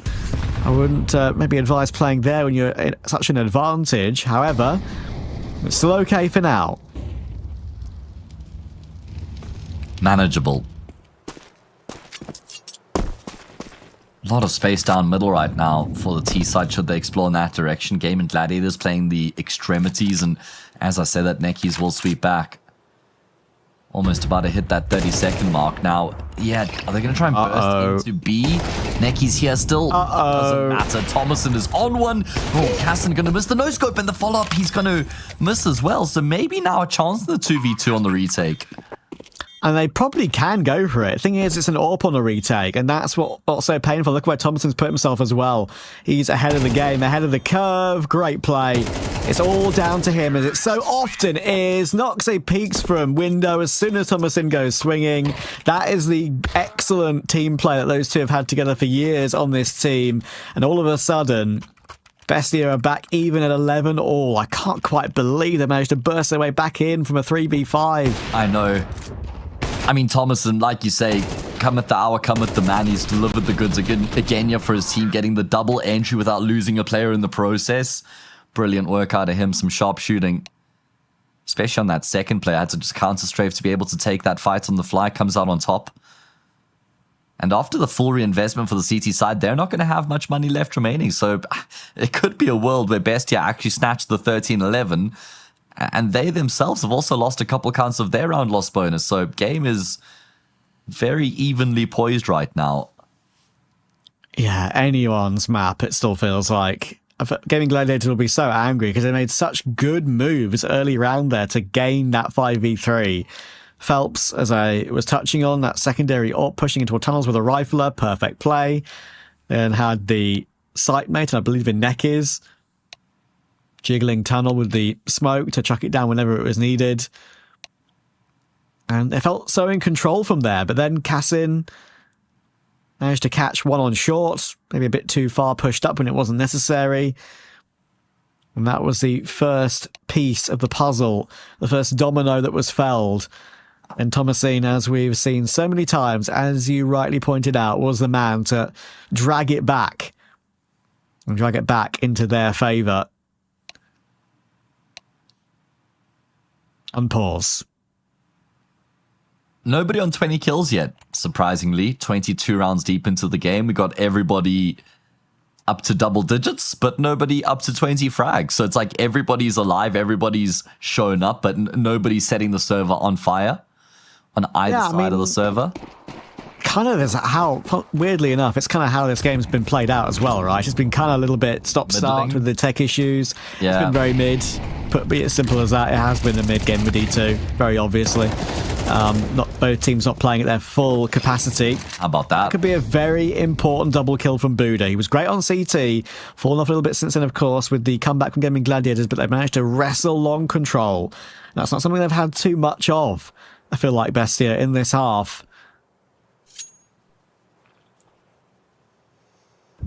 How about that then? Yeah, brilliant double kill coming through from Buddha. Like you say, a rare moment as they're in control, a man up right now on this T side.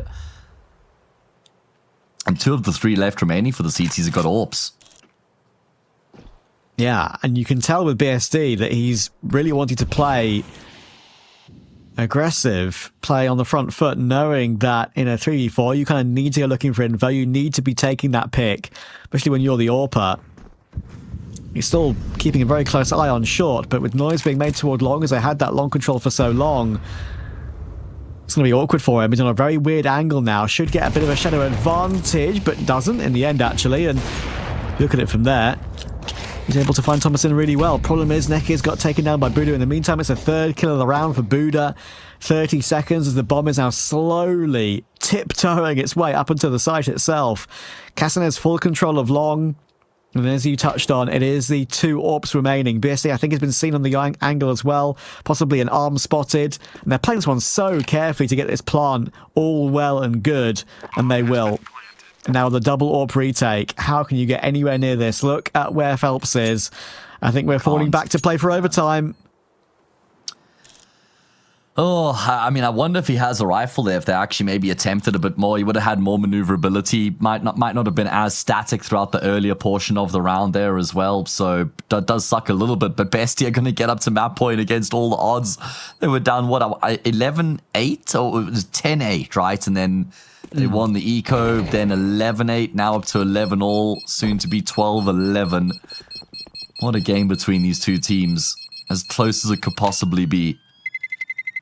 Big round out of Buddha. That double kill long to open up was really the difference maker. Yeah, very simple again. And Bestia took it, as I was kind of saying, tiptoeing up toward that A-bomb site. They had enough time to do so, but they were so wary of an AWP being there, getting caught on the cross, a bomb perhaps being dropped. They traversed up into the site pretty well in the end. But, yeah, as we were saying as well, Gaming Gladiators thankfully have a full buy available. Only fallback is Aneki's FAMAS. They still have that double up in play with that save. Can they somehow force OT? This game does read OT, I've got to say. Phelps taking a lot of damage though. So many nades coming into his position, and I think he got hit by one bullet as well. 3 HP, but gets away with a 5v4. Yeah, great opening kill, despite the fact, like you say, it was being peppered down by the shrapnel, the utility barreling into his position. And now, ideal that he's got an AWP with him being as low as he is. Who's going to break the round back open for Bestia to give them a chance to finish off the job in regulation? There we go. Not sure where Buddha actually nabbed that one. It was through the corner of a smoke. Could be catching Phelps in transition. Seeing the X on the minimap, it looks like it's backside on Dust 2, so probably just a spam back through from tons. Which is crazy. What a way to bring it into a 4v4. Now knocking on the door of a win here are Bestia. Gaimin Gladiators going to be hoping they keep that door closed, barred shut. No, we're going to hang around here on Dust 2 for a little bit longer, fellas.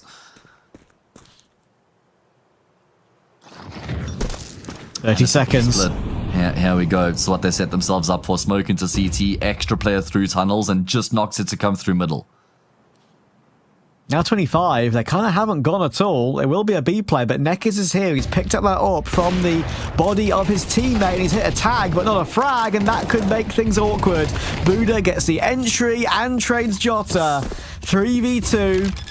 10 seconds for the plant, all good. They'll get it down, and it's an AWP on the retake again. SHZ with the M4. Kit available, but only one flash to burst back in. This feels entirely impossible when it's the B bomb site of Dust 2.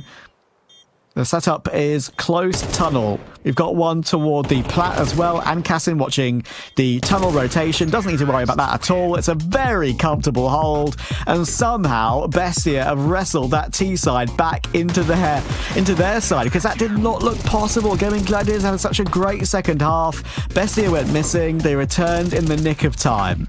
We say somehow, and I think the answer is a name. That name is Buddha, because he gets so many important kills towards the tail end of Dust 2 to really just give Bestia that boost. I mean, think about the triple kill at 11 all to get them up to 12-11, and then he gets another multi-kill in the last round of regulation as well, even off the back of them being down 4v5. I spoke about, if you remember a couple of rounds ago, how nobody on the team had up to 20 kills yet, so nobody was like setting the server alight or really being the player to break out of the mold of the game.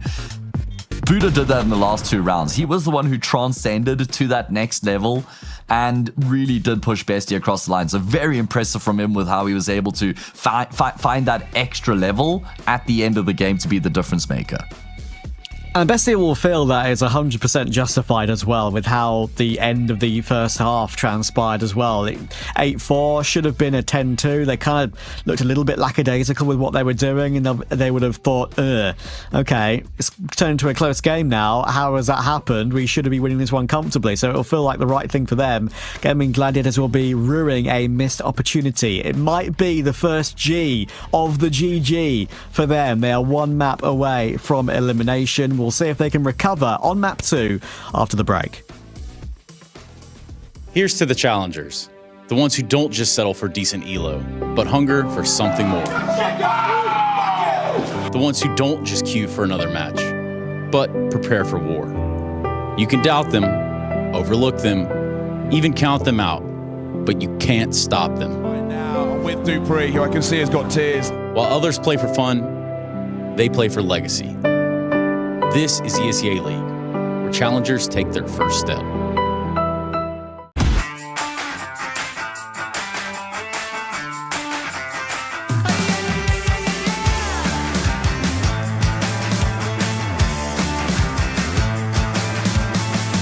Get up on your feet, this is a shakedown. Order up that beat just like it's takeout. Show me you got soul inside those new shoes, and you can rock and roll with an attitude. So good, so fresh, just the way you like it. Just the way you like it. So good, so fresh. You're the new MC, you got the remix.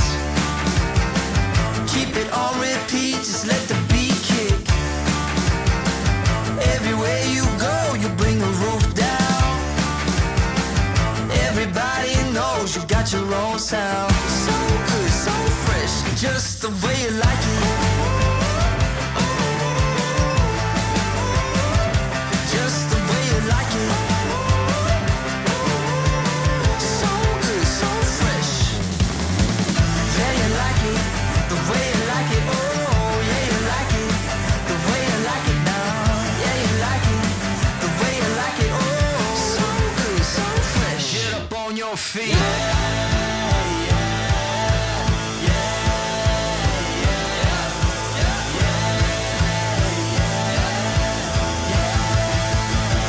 Show me you got soul.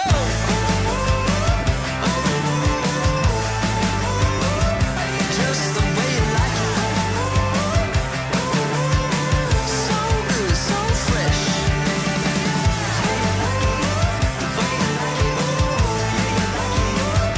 Just the way you like it.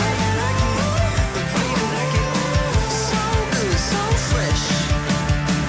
Get up on your feet, this is a shakedown.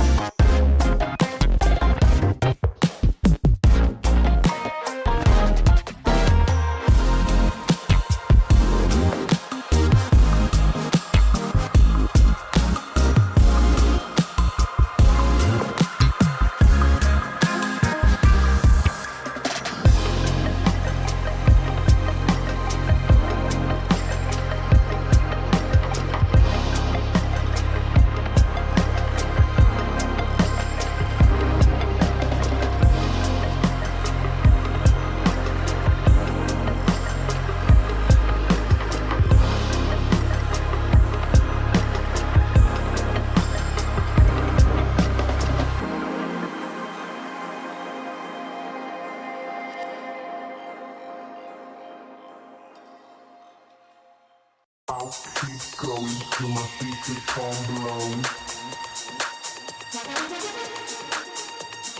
I'll keep going till my feet.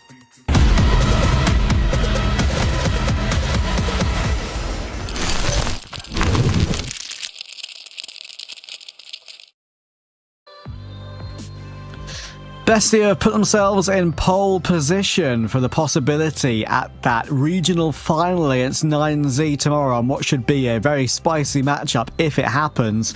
But this one is not done yet. It's Overpass, and sure, Matt, you mentioned earlier, last time that these two teams played on Overpass, it was a very comfortable win for Bestia, but that did come with a very good 11-1 CT side, and that's not always something you can rely on every single time. So what will their T side look like if they get to play it? That's the question. Well, they should certainly get to play it because they picked the map this time, right? So Gaimin Gladiators will get to start on the defensive half, and we get to see what Bestia's T side is all about. Now, I'm quite surprised that Bestia have decided to pick Overpass coming into the series. I know that, as you mentioned, they got the win over Gaimin Gladiators pretty comfortably last time, but this is a map that they very rarely pick. It's Gaimin Gladiators' second most picked map after Inferno as well. So they've definitely played into some like comfortable territory for Gaimin Gladiators here. And I don't know if like maybe Ancient would have been a better option. I guess they didn't have any great options. You know, Nuke hasn't been a great map for Bestia either. So maybe it makes sense in that regard, but I don't think it's clear cut for Bestia coming into the second map. No, it's a weird one in a way because of that. And yeah, maybe they just look back at that game they played previously and was like, okay, our 11-1 CT side was beautiful. It was exactly what we wanted. Let's pick into it this time. We start T. Does that mean as long as we get at least 3 or 4 rounds on T side, grind out 4 we'd be delighted with that. Because if we get anything similar to an 11-1, we've got a comfortable 2-0 overall, right? So yeah, sometimes starting on T can favour you in that sense because they're not starting cold. It's not like it's the first map of the day for them. So yeah, I am quite hopeful that we could see a 2-0 for them here, but for Gaimin Gladiators, at least, as you said, it's on comfortable territory. It's a map they play a hell of a lot. Look at the reps, right? That is the main thing that is an important thing to touch on. Like you said, Bestia is only going to be their 5th time playing the map in the last 3 months. If you look at Gaimin Gladiators, it's going to be their 18th. And yeah, they do tend to enjoy playing it quite a bit.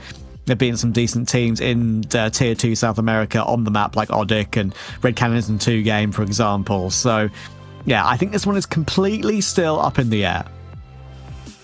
Yeah, I do too. I guess the one thing that's worth keeping in mind here for Bestia is that they didn't show off any of their T side the last time they played against Gaimin Gladiators on this map. So it's not like Gaimin Gladiators could have gone back and actually watched that series and then figure out what went wrong. And then, because we always speak about, right, the team that lost on the first time that they played against a team on a map generally stand a better chance of winning the second time because there's more to learn from a loss than there is to evolve from a win. It's much easier to make ground in that regard. But they don't know what Bestia's T-side looks like here on Overpass, so wouldn't have been able to really get ahead of the game in that regard, and probably weren't really expecting the Overpass pick here either, so maybe that kind of played into it a bit for Bestia, just catching Gaimin Gladiators slightly off guard. Yeah, it's a curveball. We like curveballs. When we see them in these sort of important games as well, it makes them all the more fun. And I love Overpass.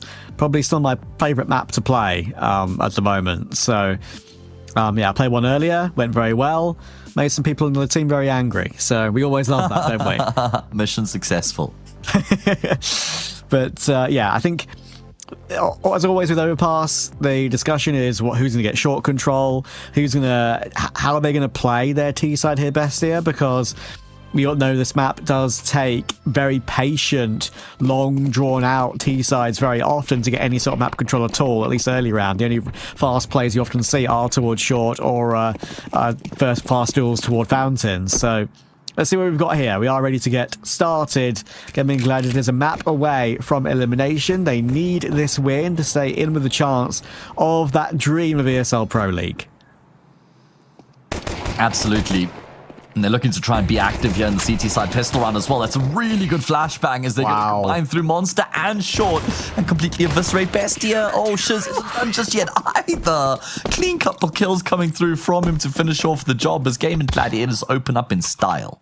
Now that was brilliant. I mean, the flash timing there is not a flash timing you see all too often when they're walking through short pipe. As soon as the monster player, Thomason, gets put on notice, Noxie's there to help. He was there ready to swing with him, but neither of them could do so because that flash from Neckers was so damn good. Really nice play, and that could set them up really well. BESTIA again going for a force. Do you feel like it's viable on some maps? Not sure it's viable on this one as much, so they've got to have something good planned. Yeah, obviously T-side Overpass, there's a lot of long-range fights to be taken, so forced by a little bit less favorable in that regard.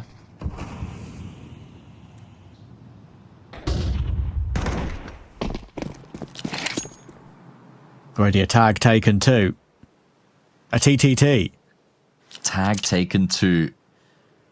Trav, dare I dream about that BESTIA versus 9Z Grand Final? Sorry, Gaimin Gladiators, it's more just for the storyline and the narrative, especially if Luchov gets to play for 9Z. That would be such a spicy game. I know. That's so exciting. If that's actually the grand final we get, there's just so many storylines there for sure, which makes it all the more spicy. That's a stunning tap from Noxie. Hang on. Okay, didn't peek from heaven. I thought the short player was going to push through the smoke and give him a chance. But still, good damage considering the situation he was in. Yeah, very good effort from him. Some clean kills. Not the best timing to make the point that I did, but for anybody who doesn't know, because I don't think it's been officially announced yet that Luchov is joining 9Z, or has it? I mean, I think it's still just rumored at this point, right? He's definitely been announced that he's departing BESTIA. Let's have a look at the roster on HLTV. Yeah, still no official word about the 4th and 5th player for 9Z, so we don't even know what roster they're going to play with in tomorrow's grand final, whether it would be with Luchov and Levi, Luchov and their new AWPer, maybe even Levi and Urbano. It's a complete unknown quantity going into tomorrow's game. I hope Luchov plays against BESTIA for a spot at Pro League. Can you imagine, like, he clutches to finish off the series, 3-2, 5th map, denies his previous team, his brothers for so long, a spot at Pro League, like... Might have to prepare some lines for that one. Low key, high key. Could be worth it.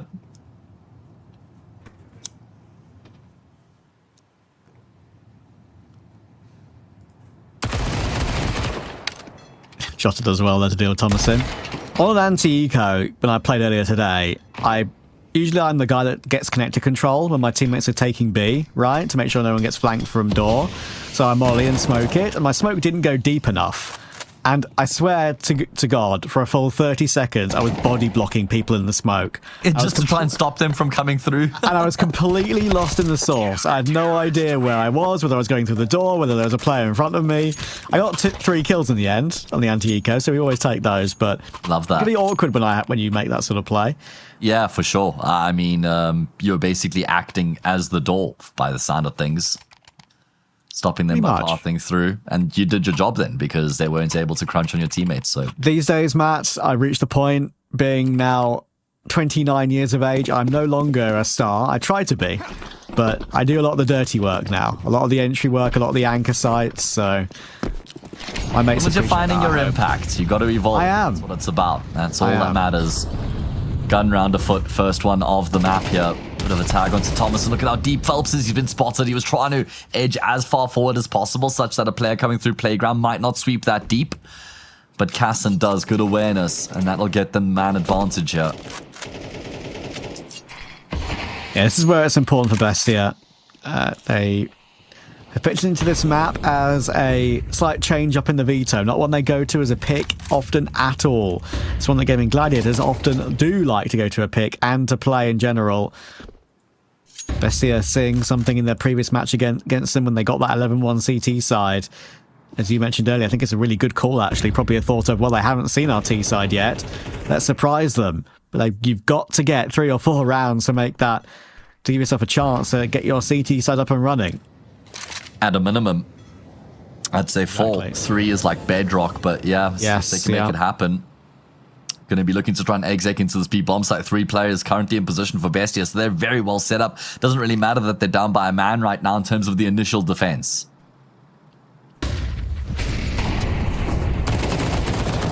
Molly down, and that's going to separate them out a bit. This makes it very awkward. MP9 is doing so much damage until Cassin finally steps up.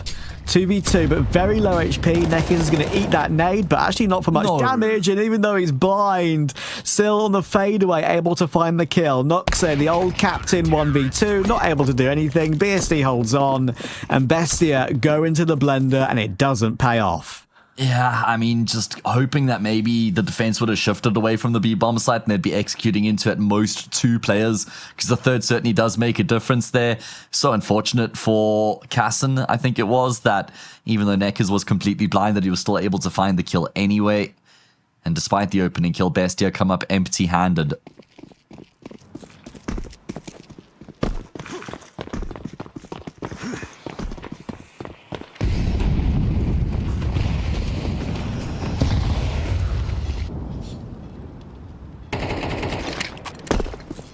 Jota with the opening again. And if they can keep control of the money, they're in a great position. Hang on, it's falling apart. I just say that, and they've actually made a burst happen toward B a little bit better until Phelps steps up. Really good work from Phelps again there to get 2 with the M4A4 from range. He's tapping away, he's bursting away, and all of a sudden it's all down to Timo. And it looks like they bursted in with the AK and their Tech 9. Now Timo is about to be swarmed, and there's no way out. 5-0. Guns will be coming out back again, but Gaimin Gladiators looking very strong. Yeah, they are, especially with the defense on the B-bomb site there. We've seen a couple players stand up and find a necessary multi to just keep control of the bomb site. This time it's Phelps. We've seen SHZ be that man as well. And it's a very convincing start for Gaimin Gladiators, and maybe Bestia regretting their decision a little bit to pick Overpass, but it's still fairly early days, still enough time to make something of the half here and give themselves a fighting chance. If not in this gun round though, Trav, then maybe concern becomes panic? Nah, that's too far there, but not far from it.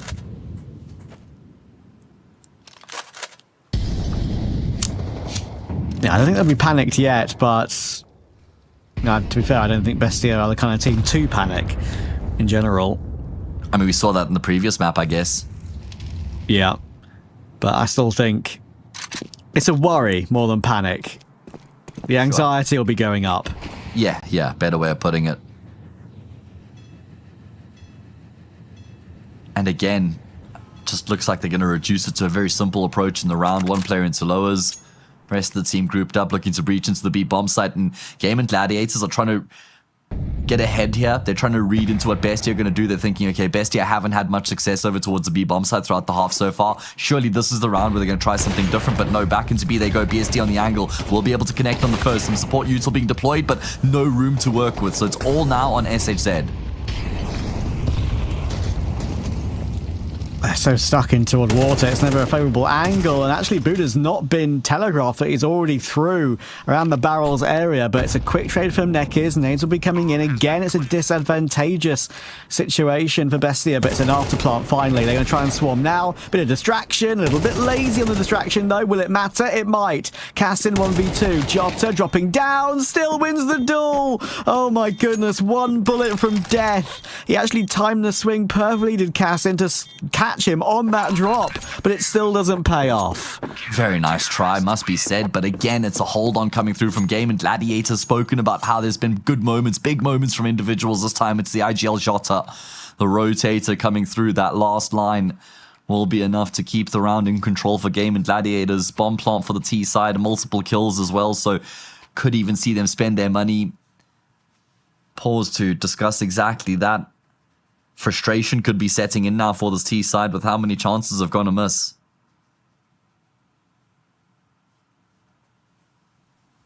Oh, that's one that, again, one that's got away. You could argue maybe that's 2 of them now. One where they had a slight advantage with the, before their B execute, walking into a bit of a stack, and now that. Sure, it was always a 2v3, it was always a disadvantage, but Gaimin Gladiators didn't exactly play the retake perfectly. As I said, it was a little bit messy with the way they took some of those duels. The faking as such, the jiggle peeking into a CT to take the attention away maybe from the second player, kind of worked, but you did get taken down in the end from it. And it gave Cassin that chance. It's a big clutch to keep the clean sheet intact.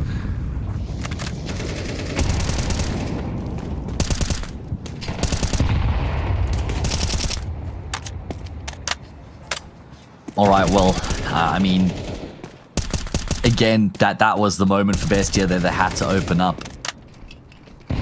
Even with the setup in play for Gaimin Gladiators, they had 3 players on the A-bomb side in that previous round. This time they've got 4 on B, super well padded over on the side of the map. Feels like BESTIA are going to be breaching into a brick wall, and they will be able to get a kill. Trades working out for them, but they're taking damage in the process, and there's still so much more where that came from. They continue to trade their way forward, but now there's a 4th player, and even a 5th that's arrived on the scene as well. And even a 6th. Oh, wait, it's only a 5v5 game. Keep on counting, baby. Like it, man. Exactly. I was about to say, I mean, for BESTIA, maybe it felt like 6. There's waves and waves of defense. They think they've traded their way in. They think they've got a chance for a plant, maybe at least a smidgen of time. But no. 7-0.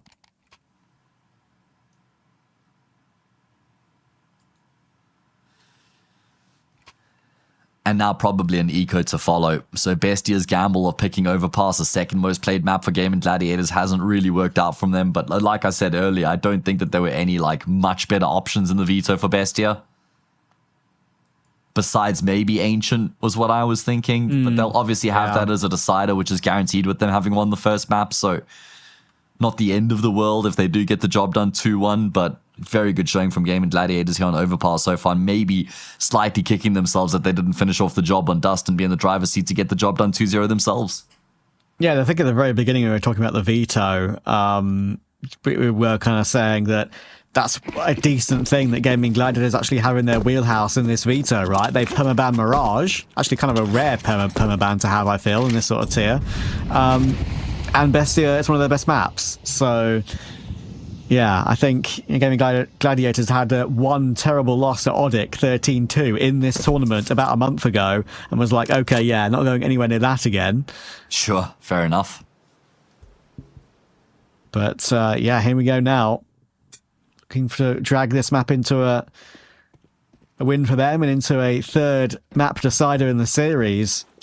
Good little setup here for BSD and Phelps. Phelps have been really, really good on those rotations coming in from heaven, tapping away with the M4A4. He's going to have to hold down the fort here a little bit more aggressively. They're not checking the corner, though. Flash is good. Trades are good. BSD holds on for one more. That could be so important. The P250 comes out and saves his bacon for another split second. He gets another kill. Bomb plant will go down. Jonathan's found a gap, though. He's found a massive gap. Doesn't complete the kill, though. Oh, it's awful. And that could give a great chance for BESTIA to find their first round, and it does. Buddha again is the man to find a critical kill and a multi-kill round for his team. Oh, Jota, head in hands, my friend. Oh, he's going to be kicking himself. The cogs had turned. He saw what was going on. He had pieced it together in his mind, but he was one step ahead of even himself. He dinks the player, doesn't finish off the kill, then starts to panic. He goes down empty-handed, and Buddha does finish off the job to maximize the punishment there. 7-1, finally BESTIA on the board by virtue of a half-buy.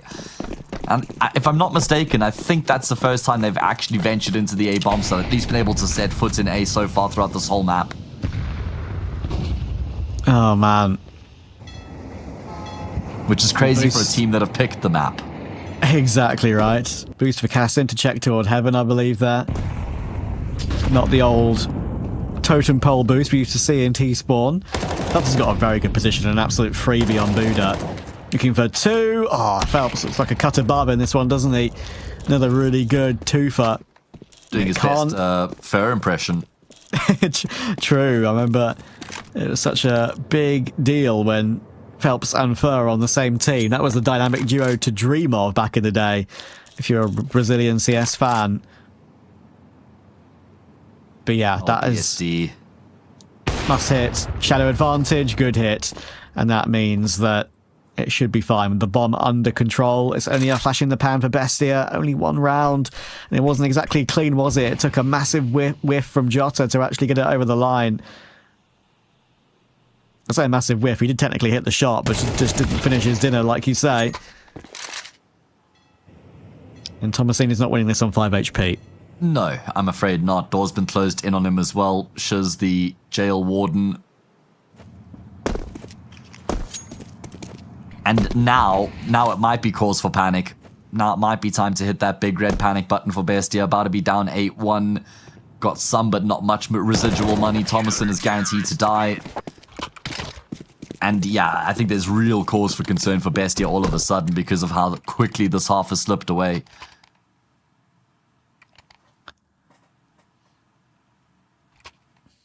It could have still been a clean sheet, but for that. Another more good work from Phelps there, playing around Fountain to his heart's content, using that smoke brilliantly.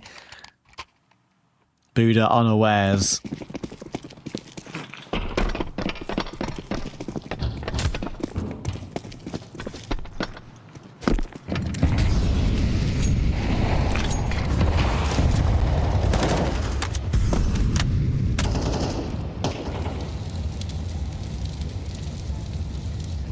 Well, let's see if BESTIA can scrap 3 from this first half. Feels like a win here is a necessity if that is going to happen. Lots of space being offered up by the CT side this time round. Instead, they stake their claim in towards bathrooms and on the B-bomb side. First time we've seen a real default being played out by the T side here on their... in the first half, should I say.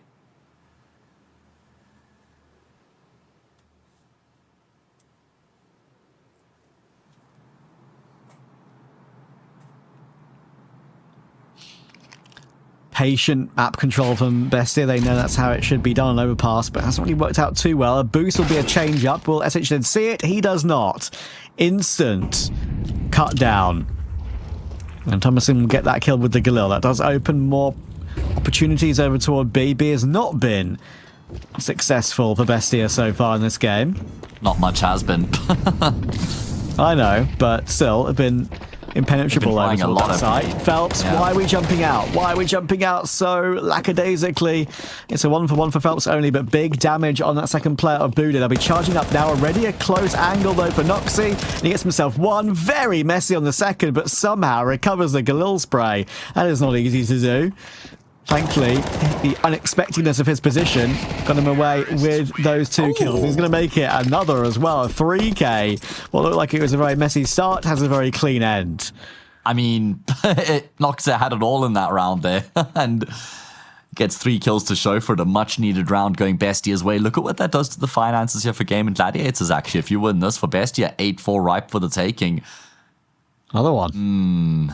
I mean, yeah, it would be a fantastic turnaround for BESTIA, all things considered. Fighting tooth and nail right now to give themselves a bit of breathing room going into that second half where they know they've had great success against Gaimin Gladiators in recent times. Yeah, and as you can see here, the setup for Gaimin Gladiators is a force buy in this round and the final round of the half, but this one's working very, very well. BSD, 8 HP still unaccounted for. This smoke, he's playing it to perfection right now. I'll be able to get a kill in the side, even being so low, so naughty with that 5-7. And Cassin and Timo, I mean, they're completely lost in the sauce right now. Jota's waiting for Timo. They have no clue where any of these CTs have got to and how they have swarmed them so quickly. And they're just going to be kicking themselves. I love the change-up. I love the setup here from Gaimin Gladiators, considering the weapons that they had to work with coming into the round. Just really good decisions being made, playing off of each other, the trades necessary. Jota being that difference maker with 3 great kills. And now Cassin left in a 1 versus 3. Oh, he's just going to get flanked out here by Phelps, who's already moving in the right direction. As soon as that smoke fades, Cassin becomes exposed. Round over. Oh, he's got out towards short silently, but yeah, he's been checked. Oh, Cassin is going to check Phelps. It goes the other way. He's looking for that second kill, but it would need a crazy flick, and it's not going to happen. Too much noise being made.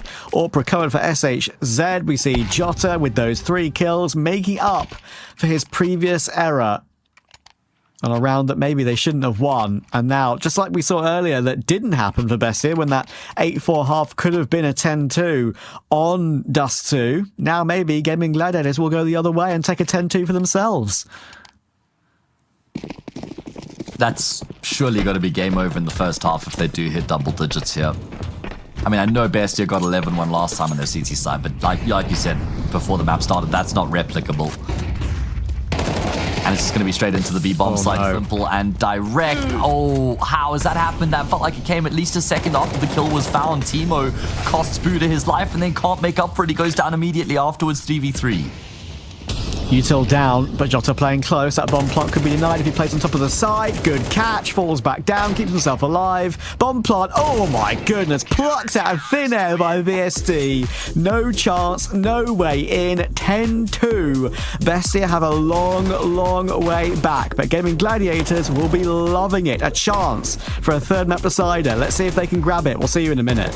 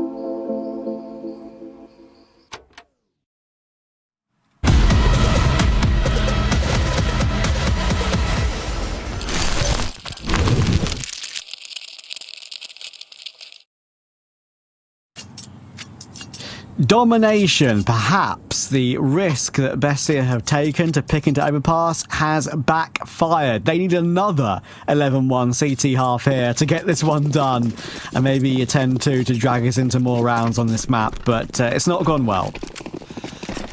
Yeah, putting it lightly, it has not gone well at all here for Bestia so far. It's been a bit of a car crash on Overpass, their map pick. They had an 11-1 half last time against Gaimin Gladiators. They need that again to win this game in regulation.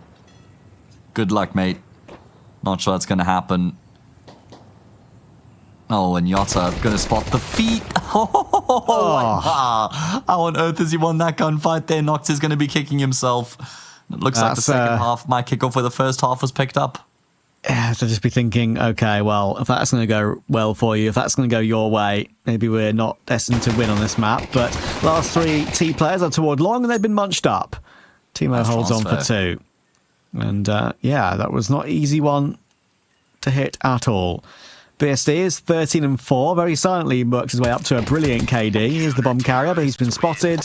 No chance at any clutch shenanigans there. Good hold from Cassin. And this is step number 1, complete. Checks notes, still 10 more steps to be followed before they can afford to lose a round, basically. Long, long road back, but you're right, they have set the first step in the right direction by winning the pistol. mean, surely there's no world in which Gaimin Gladiators lose the map from here. There's like, I can't fathom it. Especially because they would have watched the demo, right? They definitely would have watched the demo of the last time they played against Bestia when they lost 11-1, would have seen what went wrong and would have come up with some sort of solutions. You'd think. Surely.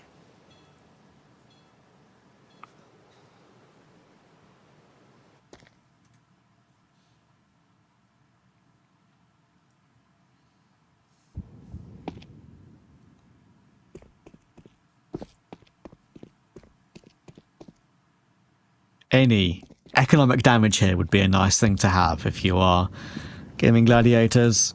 Anything to halt the progress of Bestia early game. Make sure that they don't have a massive bank to break through to grind out these 3 T rounds. And without a pistol win, 3 T probably gun rounds, you have to do something crazy on a low buy round, obviously, is actually no mean feat on Overpass. So I think Bestia will be saying to themselves, look, we mentioned it time and again, it was 11-1 last time. Anything similar would be incredible. We know what went right last time. Let's stick with it. Let's hold our sights. Let's deal with it all that we know as we see fit.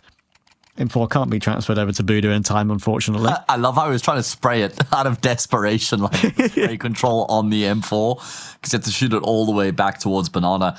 But yeah, I guess the one good sign for Bestia is that Cassin is on point right now. He's the one guy who's been able to show up throughout the map, and he's going to be an indomitable force. Oh, indomitable. There we go.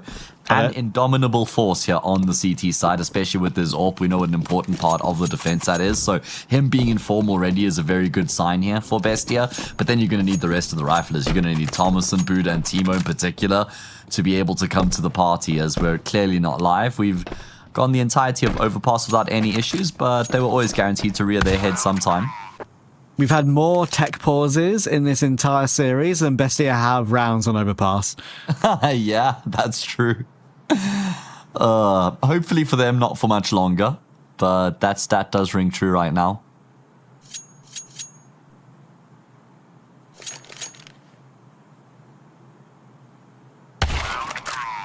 Any nerves here for Gaimin Gladiators, Trav? I think there might be more than people and we realise. Because what's gone before, it's a really important game, probably the biggest game in the career of like BSD, for example. Maybe even SHZ as well, even though he's been around quite a while. Because they know that a win here, they get a shot. And all they want is a shot.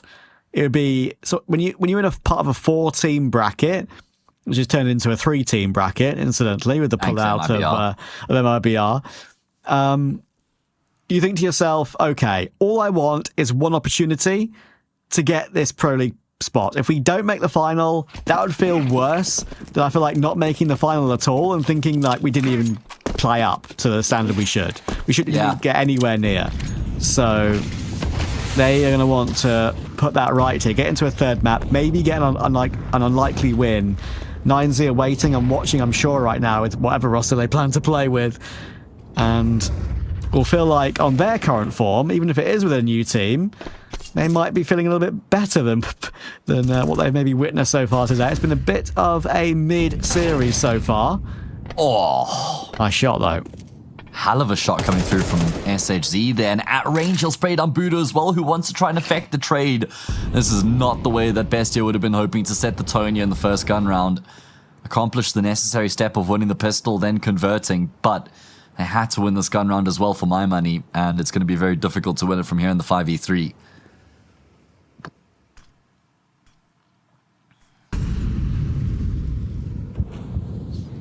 Yeah, how do you do it? You have a solo MP9 on short, and fair enough, that MP9 actually does kind of keep control of the entirety of the B-bomb side. But there's the info, brilliant. And that control's gone. And it's gone.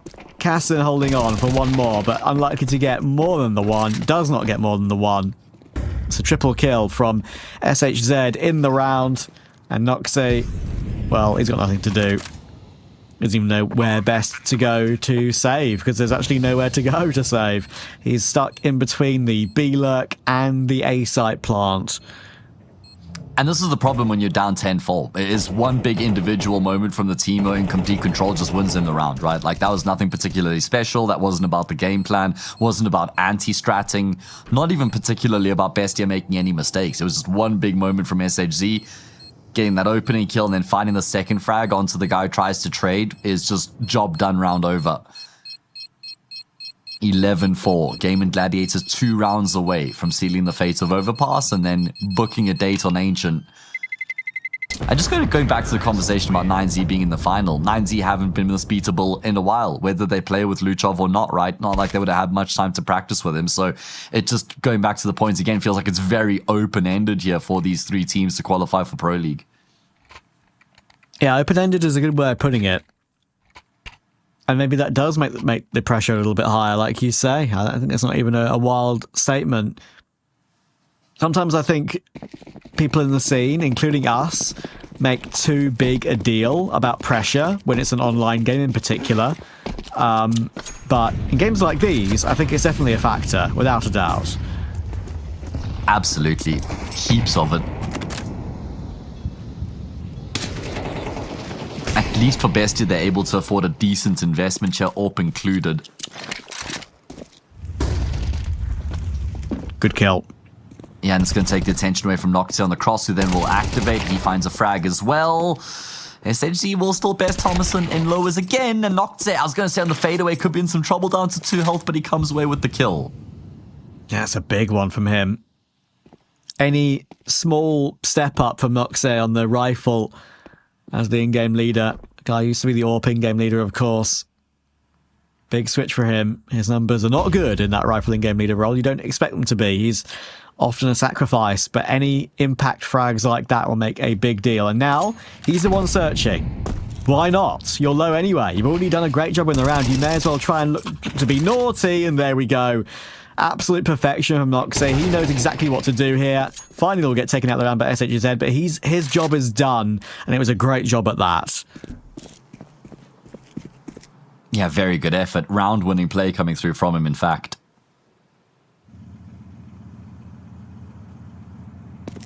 And that is going to be BESTIA keeping themselves in the contest, but just literally no breathing room whatsoever anymore, at least as far as regulation is concerned. SHZ going to bunker down, carry the AK across into the following round. And then they'll probably buy up around it. No reason not to when you've got as many rounds to play with and some money left in the bank as well. Counter-terrorists win. I just refuse to count BESTIA out of this. Just from what's gone before. These games are wild in South America. I mean, I feel like that seems is impossible, fair. but yeah. Until we fast forward 10 minutes and it's 11:10.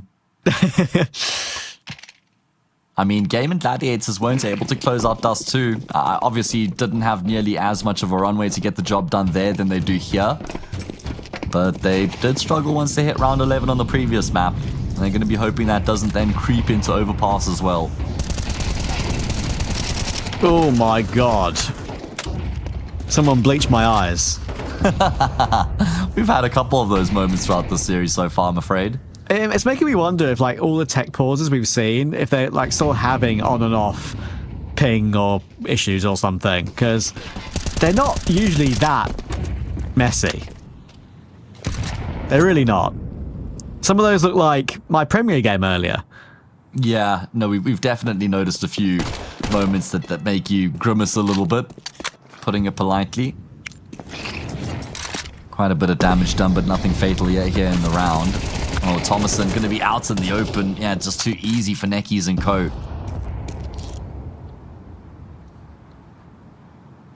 Yeah, and Cassin is playing a long way back in bank. So when he gets one kill, if he even gets one kill, it might be smoked off because there's one smoke left on Jota. Annoying sound cue for BSD to make in Bathroom. Has drawn some rotations in, but SHZ is in a very good position with the MAC-10. It should be a kill on Buddha. It could even be more. Oh, Timo doesn't have a helmet. That's disgusting. They can now take the bomb all the way back to B. There is one player still here. Noxe is waiting. And Cassin's actually rotated in as well. There's a lurk coming in behind them over toward A. But if they go too early here, 17 seconds, there's not much time to get this pinch sorted out. Cassin will get the kill, should get a bomb plot on A. Thankfully, they do figure that out. But it is a weird one because they were kind of... BSC was almost alone somewhat toward A for a little bit. They were kind of going A, they were kind of going B. But I think they've made the right decision, as you can see. Yeah, they've gotten there eventually. Good read, like the extra fake being thrown into the mix there. They got the manpower to just make sure that they do pull any defenders away from their desired bomb site. And now Cassin's got to fight just to try and keep his AWP alive here. It just doesn't seem like it's going to happen, and not far from connecting through the wall, but actually comes off worse for wear. That bomb explosion will finish it off if Nekis doesn't, which he does. 12-5 again. Big moments from individuals, SHZ and Nekis as well. Combining for all 5 frags. Gaimin Gladiators now have 7 chances to finish off Overpass, and now Trav is probably confident enough to call it, surely, right? Like, at this point, it has to be. Yeah.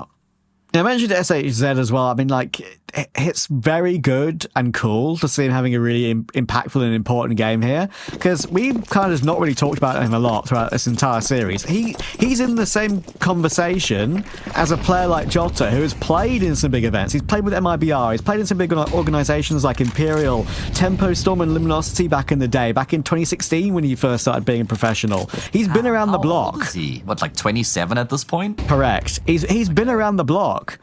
So the fact that he's still having big impact here in a very important game is great to see. Absolutely it is. Especially in such important games. Got to imagine this is a big opportunity for him to really make something of the later stages of his career. Oh, Thomason, that looks so awkward and uncomfortable. Way less comfortable than you're used to seeing out of a player of Thomason's caliber. Oh, he's more dead than a dead thing. There we go. Confirmed. Noise made on short. Message said no, there's more than one more player there. Great little bit of a peek through the door. He is bossing Overpass, that's for sure. Noxe may have got one with the scout, but this one is done. He's going to be caught. What a map from Gaimin Gladiators. The Bestia pick of Overpass backfires. They try and change something up. It did not work at all. Yeah, it was the early stage of the map where Bestia just fell way too far behind. You got to think about all those executes into the B-bomb site, how close a bunch of them came, but how they just never able to finish any of them off. Eventually, they went around at, what, like 7-0. They win their first round, 8-0, somewhere there or thereabouts, but just so many unsuccessful execs into the B-bomb site just ended up leading to them being too far behind the game, I'm afraid. And Gaimin Gladiators capitalize, they punish, and they level up the series at 1 apiece. And now we have a true amount on the line, don't we? We have got to the third map decider between these two. Tomorrow, 9Z are waiting. It's the regional final. We played our 4 cups in South America. We're playing our regional final. And 9Z watching and waiting in that BO5 tomorrow. One map will decide whether it's Bestia or Gaimin Gladiators to make it to that BO5 tomorrow evening. It's going to be ancient. We'll see you in a few minutes. It starts with a dream, with a team you barely know, in an amateur official that feels like the grand final, where practice becomes progress, and every loss feels like a lesson. When will your journey begin?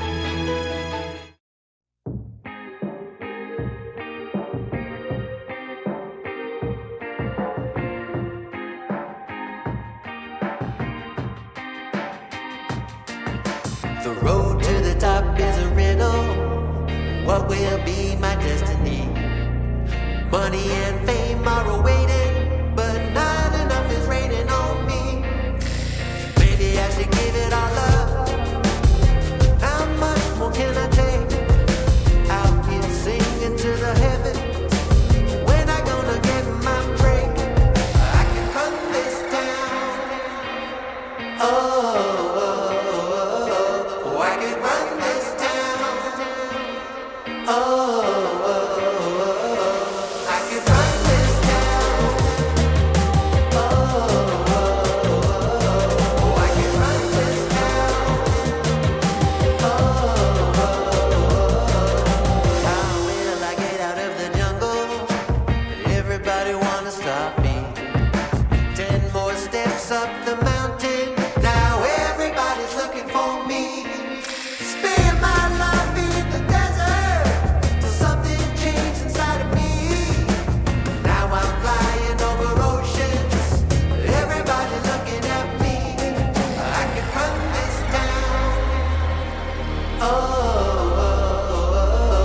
I can run this town. I can run this town. I can run this town.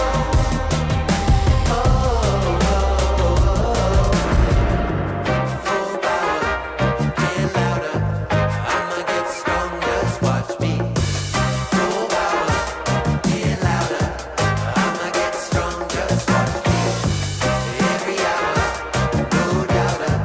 Gonna hit my song, just watch me. Every hour, no doubter. I can run this town. Somebody give me the key. I can run this town. I can run this town. No more doubt about me. I can run this town.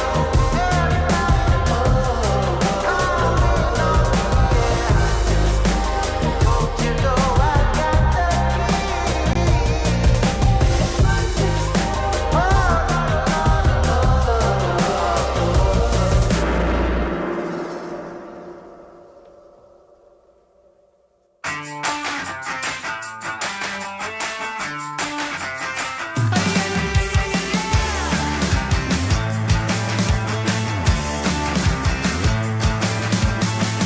Get up on your feet, this is a shakedown. Order up that beat just like it's takeout.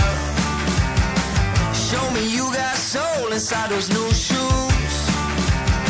And you can rock and roll with an attitude. So good, so fresh, just the way you like it. Just the way you like it. So good, so fresh. You're the new MC, you got the remix. Keep it on repeat, just let the beat kick. Everywhere you go, you bring the roof down. Everybody knows you got your own sound. So good, so fresh, just the way you like it. Just the way you like it. So good, so fresh. Yeah, you like it, the way you like it. Oh, yeah, you like it, the way you like it now.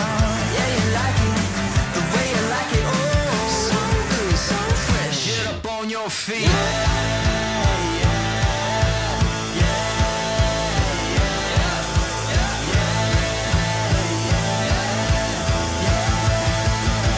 Show me you got soul.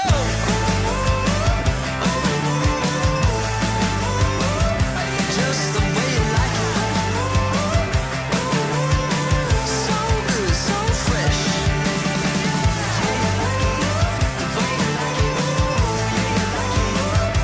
Just the way you like it. The way you like it.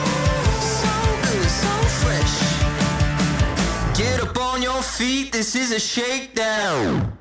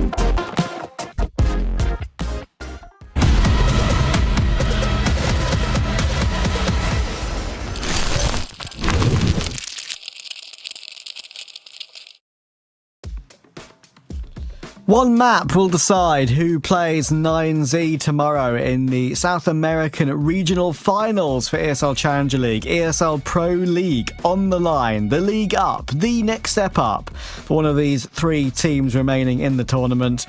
And honestly, I think Ancient is a great battleground to end off this one.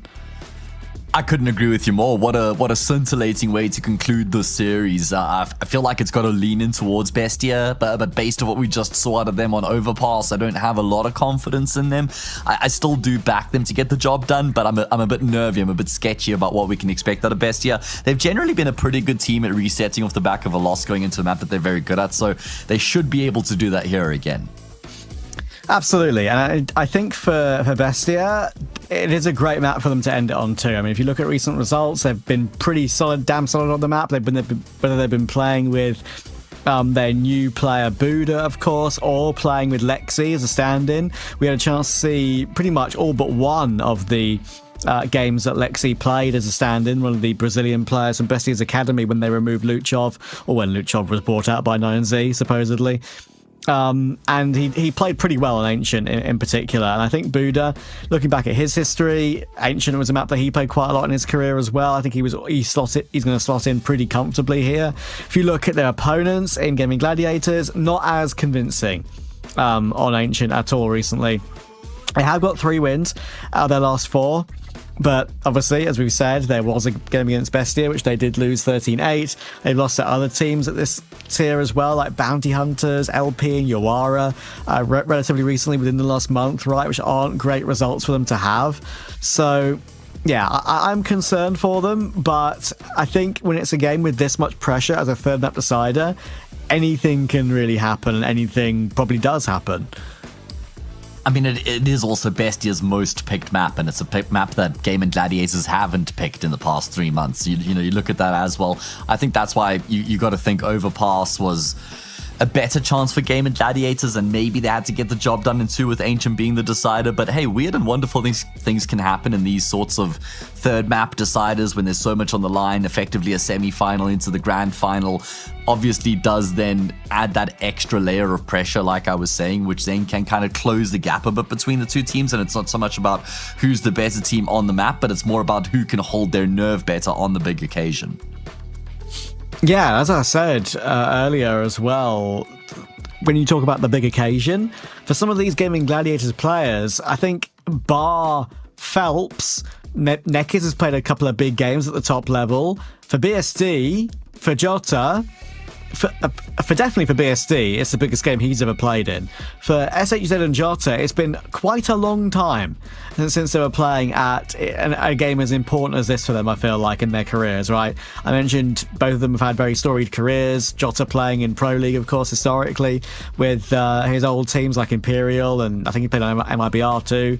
Look at SHZ, over nearly a 10-year career, getting back to Luminosity in 2016. So, yeah, like, genuinely, for him and for Jota, it's been a very long time since they were anywhere near a game that could get them close to a big international land like this. Yeah, true. What a return it would be for them to be able to kind of rub shoulders with some of the best in the world and get to play an international LAN event. I wonder when the last international LAN Phelps actually played was, right? Would have been a long Imperial time ago. for sure, I think. Yeah. But have a look? I think go ahead. I think it might be like the longest Of course, we'll gap. have a look. I think it's been the longest gap in his career since he's played at a tier 1 or an international LAN event. It's been the longest gap between him having played one and when he'll play one again. Since he started playing international LAN events, could be the longest gap. Yeah, okay, so the last event he played on Imperial was the Perfect World Shanghai Major, so it's actually only a year ago. Okay, not as long as I thought, but still might be longer than any other gap he's had. Yeah, I think that is fair, because he was kind of out in the wilderness for a little bit. I think he had some health issues as well during some of the periods on these teams, so it's an important thing to mention. I want to just quickly touch on this as well. There has been a CS update, a very minor one. Delighted that we're seemingly in the server and ready to go very quickly. We had a CS update drop in one of our Tuesday. Cup 4 games, about that exact time, and it gave us a 1 hour, 10-minute delay.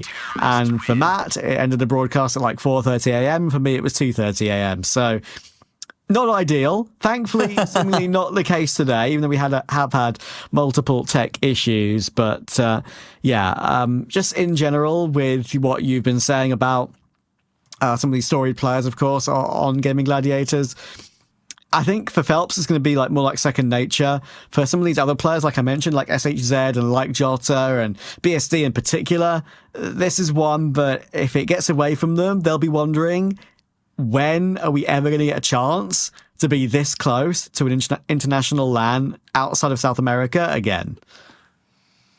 It's a really good question, because it's not going to happen this year. That's for sure, with it drawing to the end of the season. So you'd have to look to 2026 at that point. Let's see what's going to happen. Into the action we go here on Ancients. Shiz, you don't have a gun. Oh, Trav, he's got his knife out. He hasn't realized yet. When does he clock it? He's now setting himself up for utility. He's going to throw his smoke, and that's going to be too late for him to go back, I guess. Or maybe he's going to have to just play that later lurk. I still don't think he's realized. Only now will the penny drop, and he's like, yeah, I don't have a gun. Another way to start the third map. He's going to have to go back. He's now disconnected from the rest of the play, but they say not to cancel. They'll go in anyway. He might not even be required, and there we go. Necker's big entry. Now, with SHZ having picked up that Glock, he can be a late lurk in middle. Neckers has found Buddha. Tap needs to be hit for Thomason. He knows where Phelps is coming from, though. This can still go awry. They're getting swarmed on the retake. Timo with 2. All of a sudden, it's down to SHZ, who finally gets his hands on a weapon, but will he be able to do anything with it? Flash doesn't do too much. There isn't a kit in play right now for Noxy, Thomason, or Timo, but look at the presence being shown by Timo. He gets 1 kill with that Glock, but the defuse is coming in. That looked like it was going to be in full control for the T side, but the A bomb side of Ancient is so retakeable. Timo with a sick quad kill.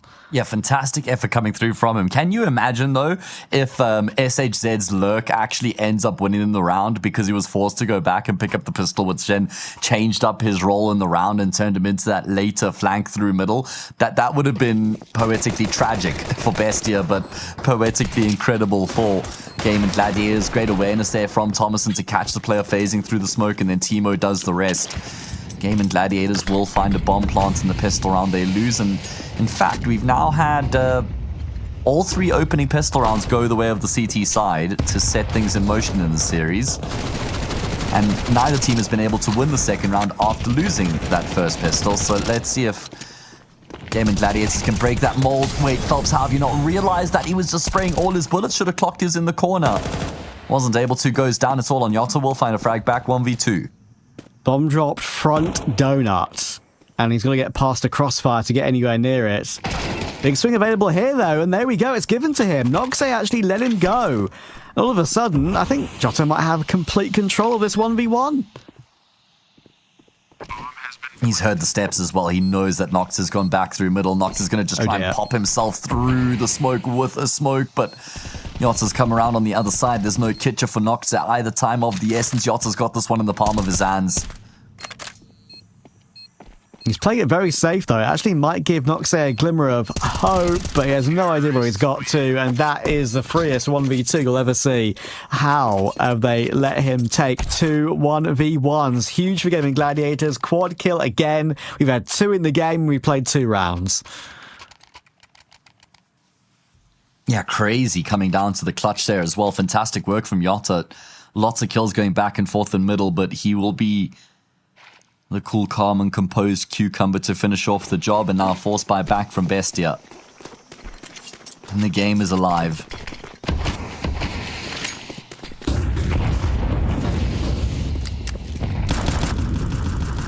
I can't quite believe it. How he's able to power that one through. I thought for sure the Red Room player in Noxay would be able to cover his teammate a little bit longer, be able to jiggle for info, but they let him creep through. It's a creep that is a successful one. Now forced by in return. Nox has pulled out a Nova. You've seen this from him a couple of times before, and actually does decent work with it. But on a map like Ancient, where on earth did you put it? And Donut is the answer on this occasion.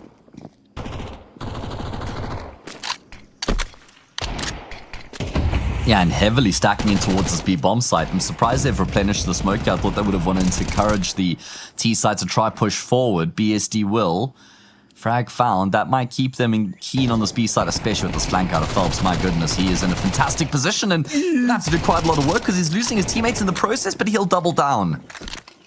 This does somewhat allow a plant. That smoke up toward Cave as well. They decide to go through it on a timing. Noxie's got no bullets left, though. Has to go to the USP, and Neck is all dragging over the line. In the end, it's easier than you think, considering he had full health, considering where Noxie was too. Many factors that go the way of Gaimin Gladiators, and now a full eco likely for Bestia. Oh my goodness. It's turned on its head all over again. Great call by Bestia overall. I think they did make the right choices in that round. But bested by the play, bested by the execute.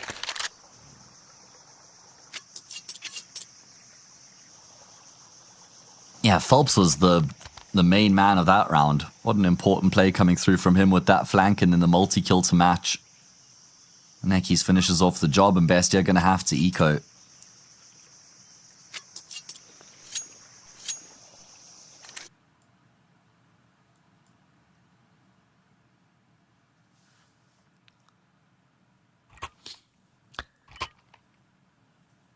I think we're going to see a lot of this in this game, you know, with what's on the line for both these two teams. I mean, Bestia, have they ever played in ESL Pro League? I don't think they have, right? Thinking about that earlier. I'm pretty sure that they have played, I think it was season 21 or season 20. I'll double check. I'll go look right now. Go on and have a look, yeah. Good time too with it just being a full eco here for Bestia. No upgraded pistols, which makes for an easy cleanup out of the T side. All 5 players survive. It's going to be a good boost for their finances. And remember, we know that Bestia are very good on this map, but they also didn't even show up on Overpass, to be fair. So we are a little bit concerned about where the team's mental is at off the back of that crushing defeat on Overpass, now coming into that third and final map. Okay, I'm not sure. I don't think I'm going crazy here. I'm looking at their team on Liquipedia.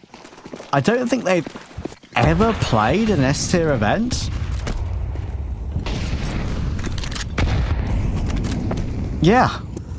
They've never played an S-tier event. They played the America's RMR for Blast Paris Major. They played the American RMR for Shanghai. They played the Thunder Pick World Championship. That, I think, was the online stage only of that one in 2024. It was. And they played DreamHack Atlanta 2023, where they lost to Monty, which I think that when they a tournament where they had to play with 2 stand-ins, I'm pretty sure, if memory serves me correctly. So that's insane. And that's also insane from BSD to grab the headshot on Noxie. Things are going their way at the moment. Phelps on 1 HP, surviving there. It didn't look likely. Thomason trying to clutch in a 1v3, and it's winnable with the health, but not the fact that he doesn't have a defuse kit. Phelps has crept through. Good reaction. And has a glimmer of hope. Fake footsteps over toward the long position. But it doesn't lure either of BSD or SHZ into the open. Why would it? No kit though, so time is of the essence and just nothing being offered up by either of these players. Very good positions being taken up by them. BSD playing behind the pillar. Thomason doesn't expect him there, and it will be an easy execution for BSD. And I love that option from Gaimin Gladiators coming into a first gun round, because they know that Bestia are feeling the pressure, not just because of the fact that they're down 3-1 here on the decider, but also because of the way that they lost on Overpass, like I was saying. So they're feeling their pressure, their backs are against the walls, and they just go for the straight up brute force approach into the B bomb site, and it works the trick. Certainly going to give Bestia something to worry about going forward, as Gaimin Gladiators start to build themselves into a very strong position here early on the decider. I'm still actually kind of in shock that Bestia have never played an S-tier event. I'm still looking at it like, wait, I'm clicking the tier changer that switches it from qualifier to B tier to A tier. I've looked on HLTV right as well, and I don't see any, so I think you are right. Yeah, it's just incredible, because you think of the big events they have played, like the RMRs, obviously they're A tier, the small lands and the decent sized lands are also A tier, in terms of like sort of tier 1.5 lands they played, like ESL Challenger in person and Thunder Pick, where they didn't make the land stage of it. So yeah, insane, absolutely insane. They are going into a bit of a crossfire here though, Gaimin Gladiators. They do need to be careful. I think they're going to be all right. Looks like it, unless Timo's Deagle can do the damage, not going to happen. Nice swing there from Phelps. Yeah, it looks like Bestia have played at 11 LAN tournaments throughout the org's tenure. Yeah. Phelps has 8 trophies at LAN tournaments. Well, skill diff. Skill issue, question mark? Just to put it in perspective for everybody. And again, he's the only player on the server who has a LAN trophy, you would imagine, at least for a big LAN event. Not some Mickey Mouse regional LAN. Yeah. Let's see what their I have first one. place is. Starting to get a bit concerning here for Bestia. It's probably why they've called for the pause. And like I keep highlighting, it's not just because they're down 5-1 on the decider, but it's also because of the way they lost on Overpass 13-4, their map pick. So you got to imagine that their mental was a little bit shot off the back of that display, and that they're going to be shuddered, a bit shook by what's happened here on Ancient so far. Yeah, shuddering indeed. That's a good word. I forgot about that one. So just looking at it now, because I'm still really interested by this, honestly. I mean, obviously I looked at it before the game, but I didn't really pay attention to this exact stat. They've only won 2 LANs ever, even in South America, Bestia. They won one in 2023, Fire League Argentina. There's some only Argentinian teams in that particular tournament. And they also won the AGS Cup this year. And winning that this year was only their second ever tournament victory. And it was a BO5 final where they actually beat 9Z, by the way, 3-2. So pretty big for them to get that second trophy, especially against 9Z, who they might be playing tomorrow. At this rate, they might not. And this is the all-important gun run I was kind of looking towards and thinking, okay, it's just a bad start for now, but bad starts can be recovered. Lose this round, and it's more than just a bad start. BSD. Baddie, more like. What a great round coming through from him on the double.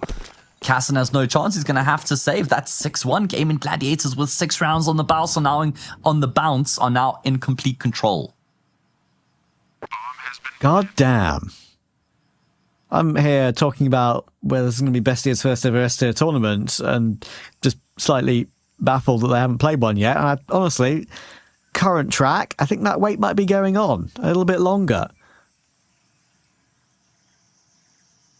This is a great T-half from Gaimin Gladiators so far. Cassin struggling to keep hold of his M4 as well. And Jota doing a good job of just locking him in place. Being unpredictable. Could be baiting in BSD for a big lurk flank 2 and the mid player in SHZ. He gets the headshot.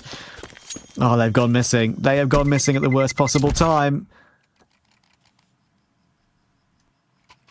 Yeah, and that's why I was saying it's not just Sharon Ancient. They've been missing since Dust 2, really. And they even went missing on Dust 2 at a portion as well, right? Because they were up 8-2. They were making light work of Gaimin Gladiators.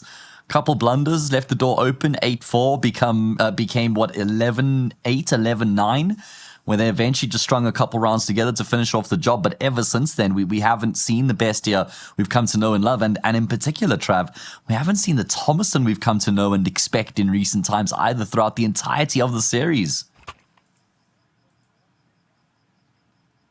I know, he won one big round for his team on Dust 2, right? When he entered the B-bomb site. Ever since then, he's kind of done nothing. And that's not, as you say, the Thomason we know and love. 0.95 across the previous 2 maps, 4 for 7 here. Worrying. Decider. Incredibly worrying. Exactly when they needed him, he's gone AWOL. Yeah, and we're talking about a guy with a 1.21 rating in the past 3 months, arguably in the form of his career. Big problem. Again, Back half Lexi. by. I know. He actually looked really good on Ancient, didn't he? But look, I mean, I can give them the benefit of the doubt, but you have to look at this 2 ways, right? You can say, okay, teething troubles with Buddha for now, but Gaimin Gladiators, they're not using that excuse with Phelps, are they? Like, they're looking in great stead right now. Exactly. Kind of levels out the playing field in that regard and cancels out the excuse for both teams. This is winnable, though, this round now. I mean, Again, one Noxie's half got by his... to get going on Overpass, if you remember, in the first half. Correct. Again, Noxie's got his trusty Nova, but already a D hit by Cassin.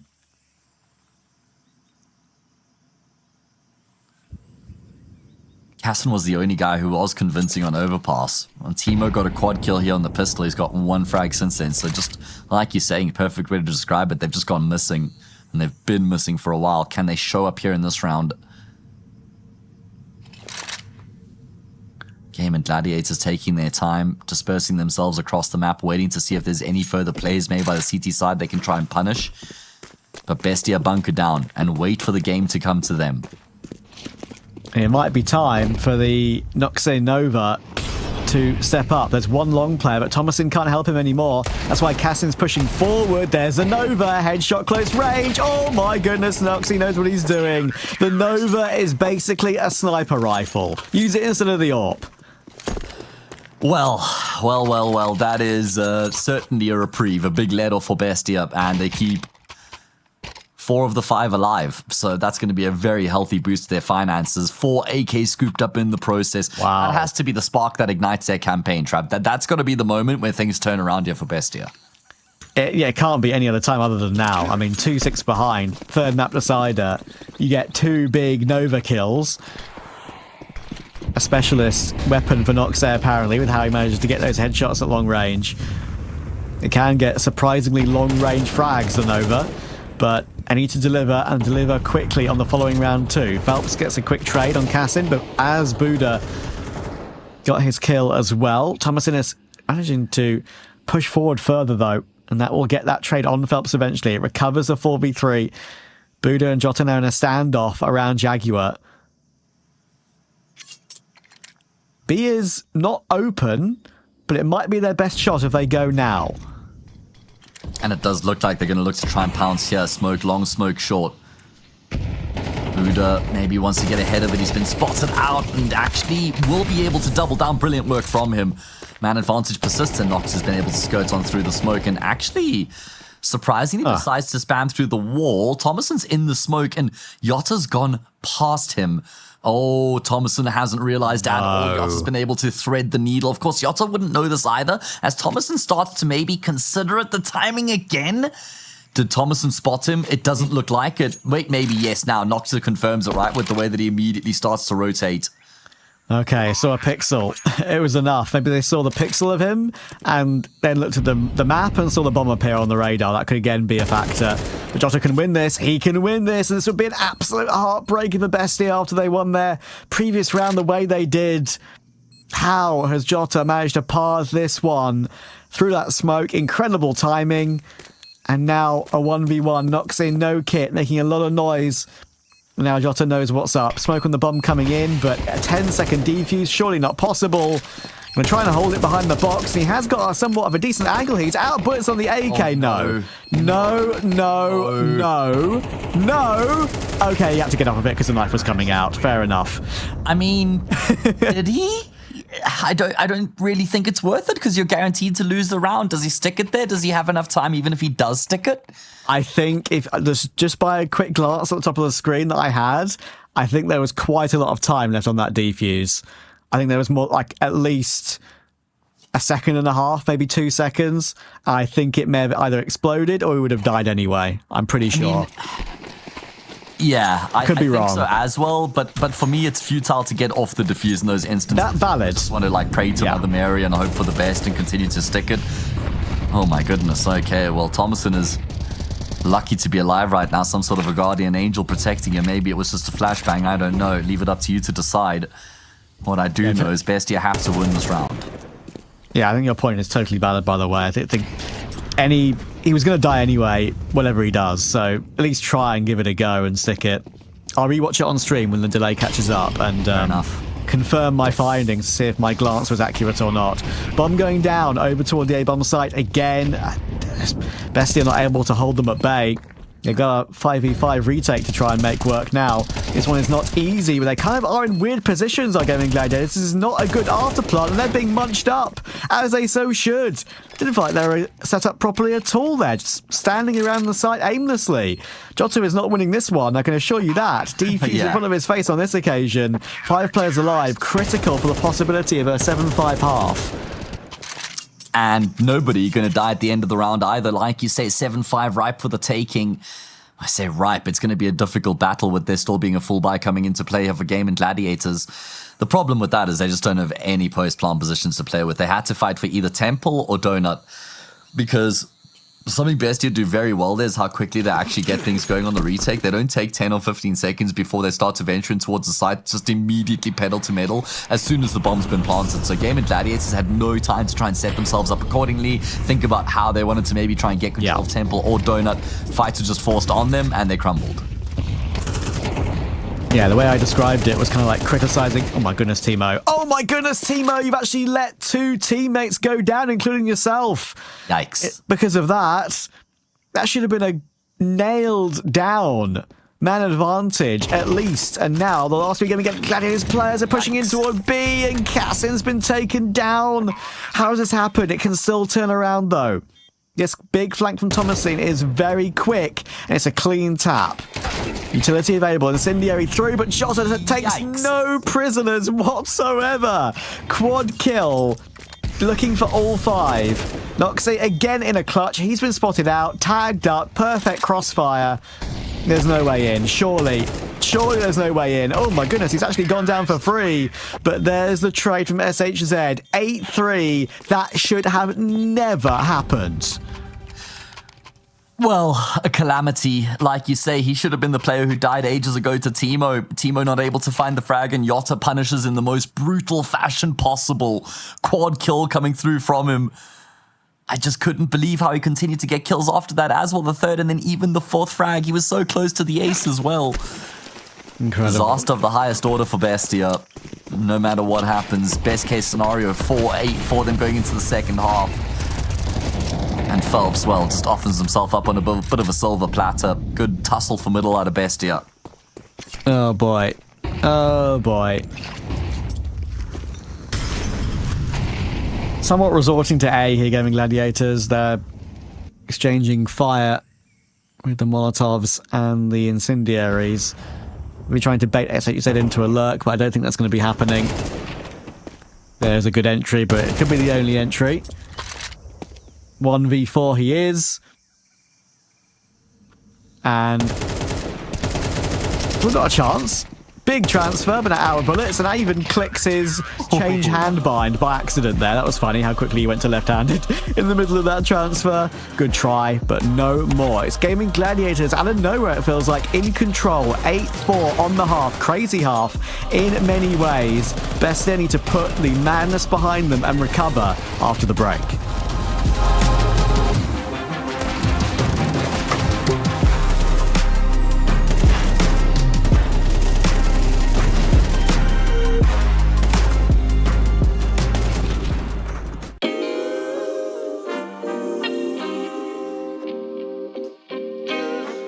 Sometimes you gotta pray for a victory. Yeah, I'm overzealous when I'm thinking about the cash flow. I never had no handouts, just came natural. I've been tested so much, all these restless nights, all these different situations that I've been through. I seen pain trying to creep in through the window, but now I'm sliding through the hood in a benzo. You gotta separate yourself just to elevate. I keep some drink in my cup to see through the hate. Sometimes on the road to glory, you gotta press the brakes. I got a lesson plan for all my past mistakes. I swear I'm proud of all my best and my worst days. Proud of all my feet when I touch the ground. Front of ain't it Beijing, man, ain't know the sound. I know I made mistakes, but my mama proud. Fans scream my lyrics out in the background. They ain't know me then, but I'm hot now. They say life's a gamble, you gotta roll the dice. I risked a lot of different things just to live this life. Life down bad, you gotta pay the price. I've been through hell and back just to live this life. They say life's a gamble, you gotta roll the dice. I risked a lot of different things just to live this life. When you down bad, you gotta pay the price. I've been through hell and back just to live this life. I'm faced with a lot of different choices these days. Do a rock and roll Lex account of Blueface. The whole world know my name off a mixtape. I still got the same brothers since 6th grade. G-Wagon red seats, we on Biscayne. Trips to the Florida Keys, we imported these. Thanking God for the life he afforded me. All this jewelry on my body, I could like the hood. I need a brown skinned chick just like Megan Good. Holding up every promise that I ever made. Music in the background, it's a serenade. Been rapping 10 years, boy, this ain't a phase. I paid dues, paid rent and I stayed the same. I had teardrops running down my face. I've been through a lot, I had real pain. But thank God, cause we really on a better days. They say life's a gamble, you gotta roll the dice. I risked a lot of different things just to live this life. When you down bad, you gotta pay the price. I've been through hell and back just to live this life. They say life's a gamble, you gotta roll the dice. I risked a lot of different things just to live this life. When you down bad, you gotta pay the price. I've been through hell and back just to live this life. What's a life without sacrifice?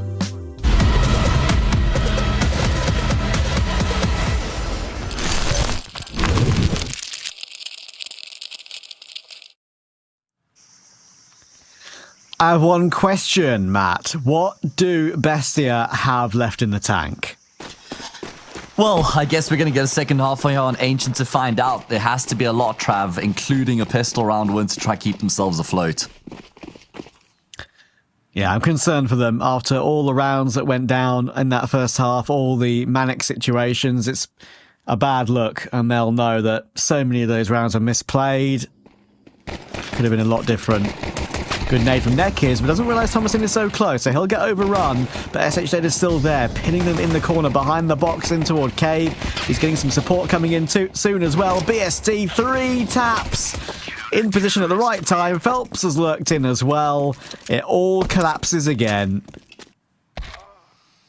Yeah, it looked pretty tough. I mean, Gaimin Gladiators had a good stack. They had a good read with their lean in towards that B bomb site. So there were boots on the ground for them. Bestia just try and part their way through Cave into B, but are never really able to get out into the bomb site itself. Shiz was the guy who was just kind of keeping them at bay with the Julies. He'd like spooked them enough to keep them trapped in position. And then BSD just picks them off one by one with some really clean shots. What a game coming through from him. 12 and 8. Yotta, Phelps. We saw Phelps in the earlier stages of the first half taking the rounds by storm as well. And Bestia are going to force buy back now, Trav.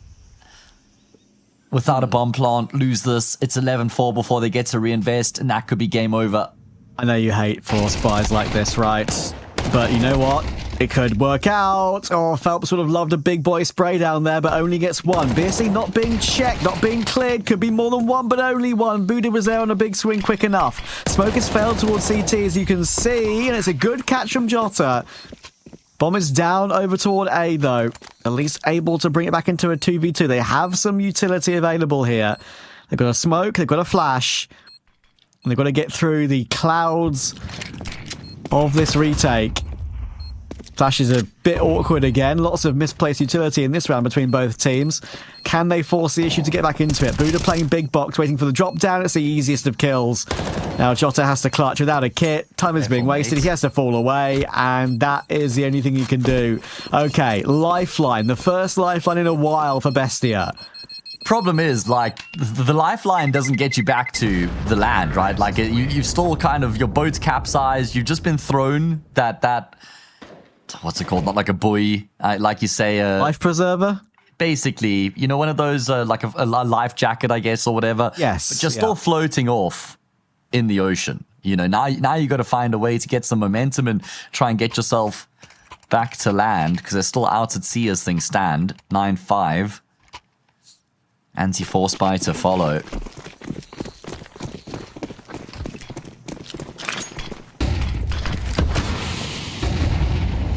That's a nade that I thought would have done a bit more damage than it actually does. Thomason going all the way forward through the smoke into red room already. BSD should be the one to pay the price with his life. And SHZ, he can't trade. Yotta should, but there's a lot more where that has to come from.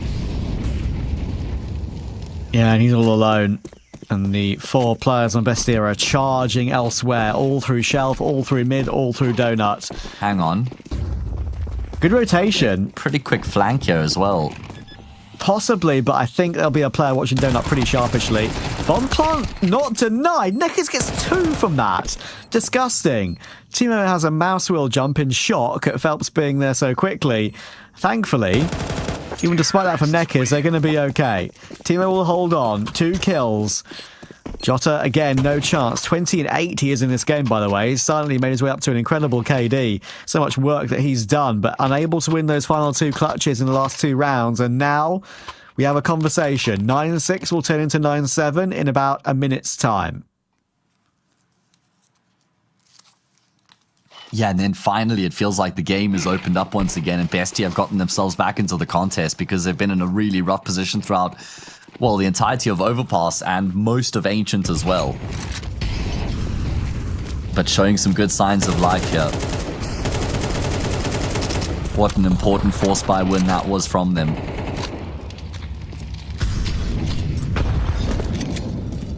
It's kept them alive, you know. Winning that force buy has actually kept them alive. Maybe that was the life preserver ring that they Yeah. needed. Feels like it.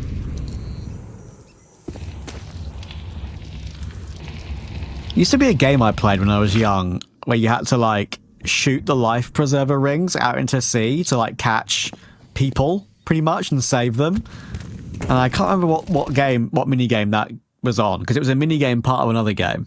Okay. I just can't remember what it was part. Have you ever eaten lifesavers, the sweets? What do they taste like again? That might jog Like my a bit of memory. a hard candy, and they've got like rainbow flavors, basically. Okay, I don't think I have them. Standard sweet flavors. They're really delicious, but they became like very expensive all of a sudden. I don't know why, but always enjoyed them.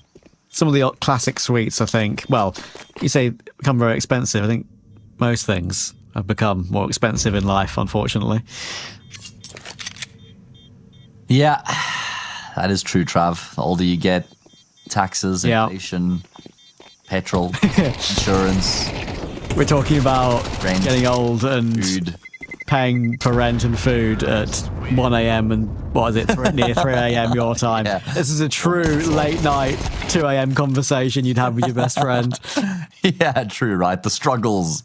The struggles either of way. life. Either way, BESTIA fighting back from their struggles. It was looking pretty bleak for them at one point. What, 9-4 on the most one-sided? They've won a couple back since then. A bit of a streak brewing now for BESTIA as we head into another gun round. In fact, the first full gun round of the second half.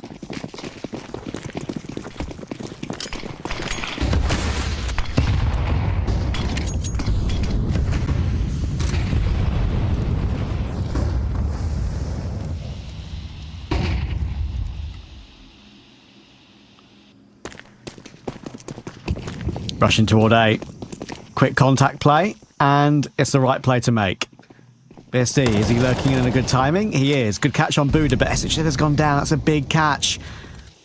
Rotations are locked behind utility. One will be planted, somewhat in default. And of course, default is very much in the open. And another bout of utility, another smoke available. Is their last one? But can Gaimin Gladiators afford to wait it out? They've got no kit with the 4 players remaining. There's one they've lost already. Hassan's got a similar position once again. They're all going down one by one, bit by bit. Okay. A retake that probably shouldn't have been attempted if I'm going to be completely honest with you. Even though the A bomb site is so retakeable. With no kit, it didn't seem possible. And what's Jota up to here? Bro thinks he's one of them. Just wants to hang with the crew. He wants to be on the winning side here. He wants to leave it as late as possible to actually execute Teemo, to not leave there any time to actually then fair enough. go down afterwards. Might still be, knocks it down as well. But a very impressive round coming through from BESTIA as they look to play on the front foot. That's a sign of confidence that they are looking to try and play active and take the initiative here on this T side as they draw within one. There was a window of opportunity for Phelps where if he was a bit more confident, it would have been very ballsy and brazen, but there was a moment where if he had gone through that donut smoke, he would have caught everybody in the A site with their backs turned and may have been able to find a necessary multi. Outside of that, though, I don't think there was any chance for Gaimin Gladiators.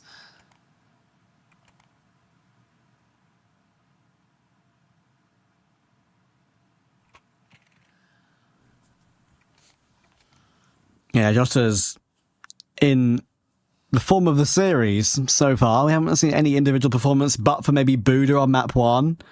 But it was like a slow surge toward the end of the game for him. Jota's kind of been consistent throughout so far, 22 and 9. Yeah, sure. He's going to do it again Phelps has here. fallen off though, Trav. Wasn't he at like 10 kills in the first 6 rounds or something like that? I think so. Well, there's another one to add to the tally. Yeah. Gonna have to be more where that came from. Just the half investment here for Gaimin Gladiators. Chance for Bestia to get the lead.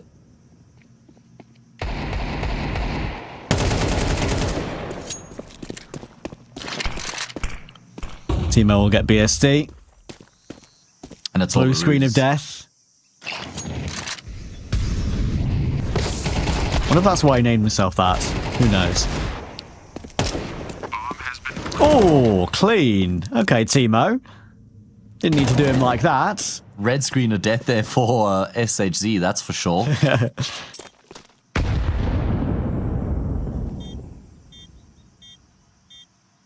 BSD's name is Lucas Luan, which has no resemblance to BSD at all. I think he's named himself after a blue screen of death, dude. I'm convinced. I'm not sure. I'm not sure, Trav. I think that might be the 1 a.m. talking, to be honest with you. No, you're probably right. Whatever. I wonder what Phelps is an acronym for. Great question, dude. One day we'll have to ask him. Thomason, that's the one that's always stumped me that I haven't been able to figure it out yet. I know, like, his name's Thomas Corner. Why does he call himself Thomasine? That's so weird. confusing. I know. Petition for a name change. Either way, here we go back into the action. A very important round in the grand scheme of things. Bestia mounted the comeback all the way back to a level playing field. Gaimin Gladiators still in a good position despite the fact they've lost 5 rounds in a row because of how well they did in the first half. However, it's been a bit of a hot streak for Bestia, so pressure back on Gaimin Gladiators. A lot more money for the T side as well. Just going to have a look at the stats here, but I actually have a sneaky suspicion that Bestia have got favorable stats on the T side of this map over the CT side. And that's not correct. Okay, 62% on the CT, 51, on the T side. So having to do it on their slightly less favored half right now. It's working out for them as of now, though.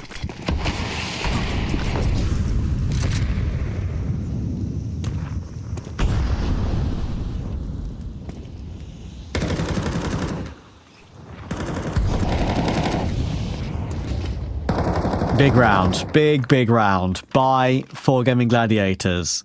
Only Phelps has residual cash. Bestia built up a good amount now for a couple of buys in a row. Need to break the smoke for Phelps. There are 2 players holding toward red. BSD gets the first. Now they're answering back finally. Thomason and Timo will not be able to get into a donut. SHZ has held on and a good re-smoke. And neither able to take him out of the round. Holds on toward Buddha 2. Almost somehow finding Cassin as what would have been a crazy extra to that hold. But not on this occasion. Not because he's picked up the AWP, but he's picked up the bomb too.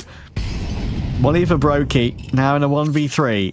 But I think Gaimin Gladiators are playing this one a little bit safer, knowing that there's no chance we're giving him 1v1s. They've got a big lurk coming back through main from Jota.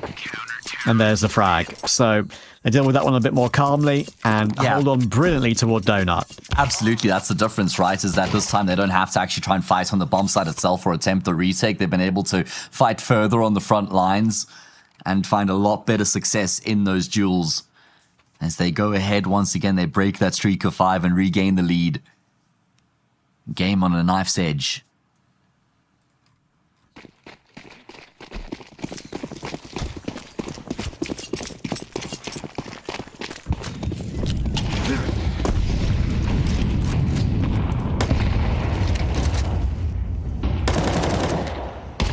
I wouldn't have it any other way. For what's on the line, a meeting with 9Z tomorrow. We really want that that Bestia 9Z matchup with the spice that could go with it. But right now, it's anyone's. It's Gaimin Gladiators with the edge.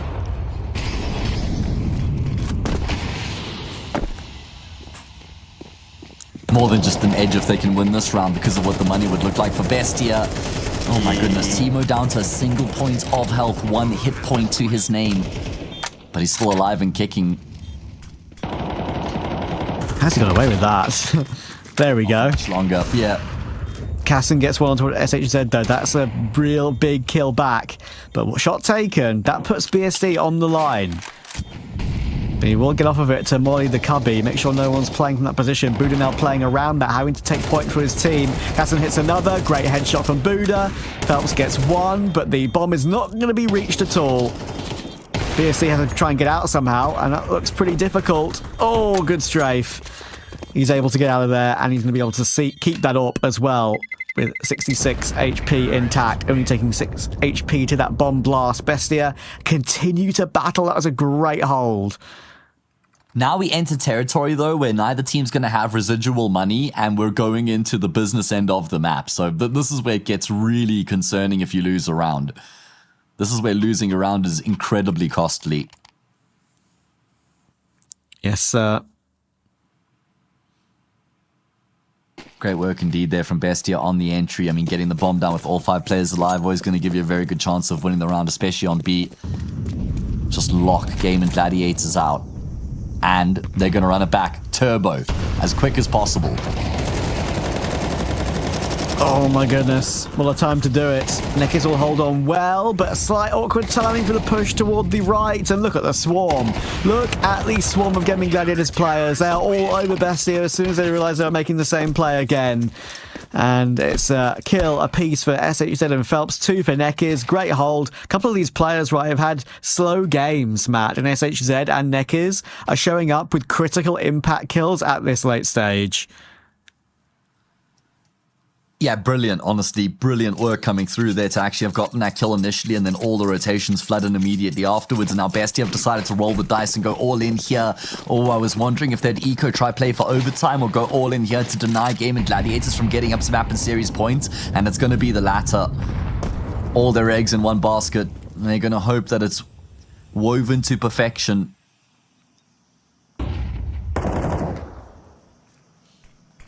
Yeah, this is what the game has come down to now for them.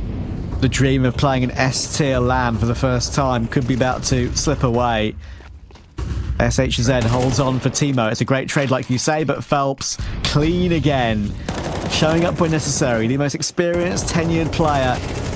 Looking to do more. Going through the smoke to drop Voodoo is nutty. Thomason will get one though, and it's a great trade on toward Phelps too. Eventually they clear him out. Back into a 2v2, but the main man's here. 25 and 12. Jota pushing forward. Cassin. All the timing is awkward. They're not looking toward the left. They might be backing away in time, and he doesn't check the bottom of middle. That's crazy. He thought they had backed up towards shelf. And now, Casson just immediately accelerates in towards the B bomb site while Thomason takes the bomb A. He's going to drop the smoke there, which will draw the rotation out of BSD, taking the attention away from the A site. Brilliantly played by Thomason and Casson as they look to save the day. Maybe you could argue Phelps trying to do a bit too much in the round with the 2-man setup in Jag. He tries to push through the smoke. Nekis dies. Phelps dies straight afterwards. Yotta wants to make the play, but he goes down as well. It all unravels for Gaimin Gladiators. As the score will reach 11-all, and we will require all 24 rounds of reg here on Ancient. I really appreciate the clarity of thought there from Bestia. You touched on it. Like, in that situation, sometimes you can get a bit of head loss and think, okay, we'll run together and we'll trade, all good. But no. They had util, they were somewhat split up already, and then as soon as they realised what that kill on Jota meant, one player throws in the util toward B, like you say. One player rotates over. You know, they've got space, and they've got time. They use both calmly and effectively.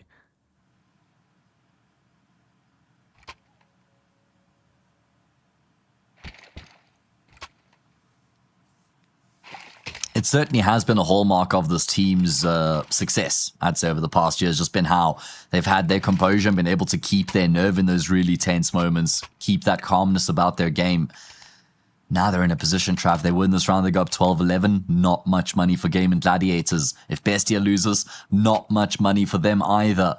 More likely this ends 13-11 than it does slip into overtime. You want another cup of tea at that rate?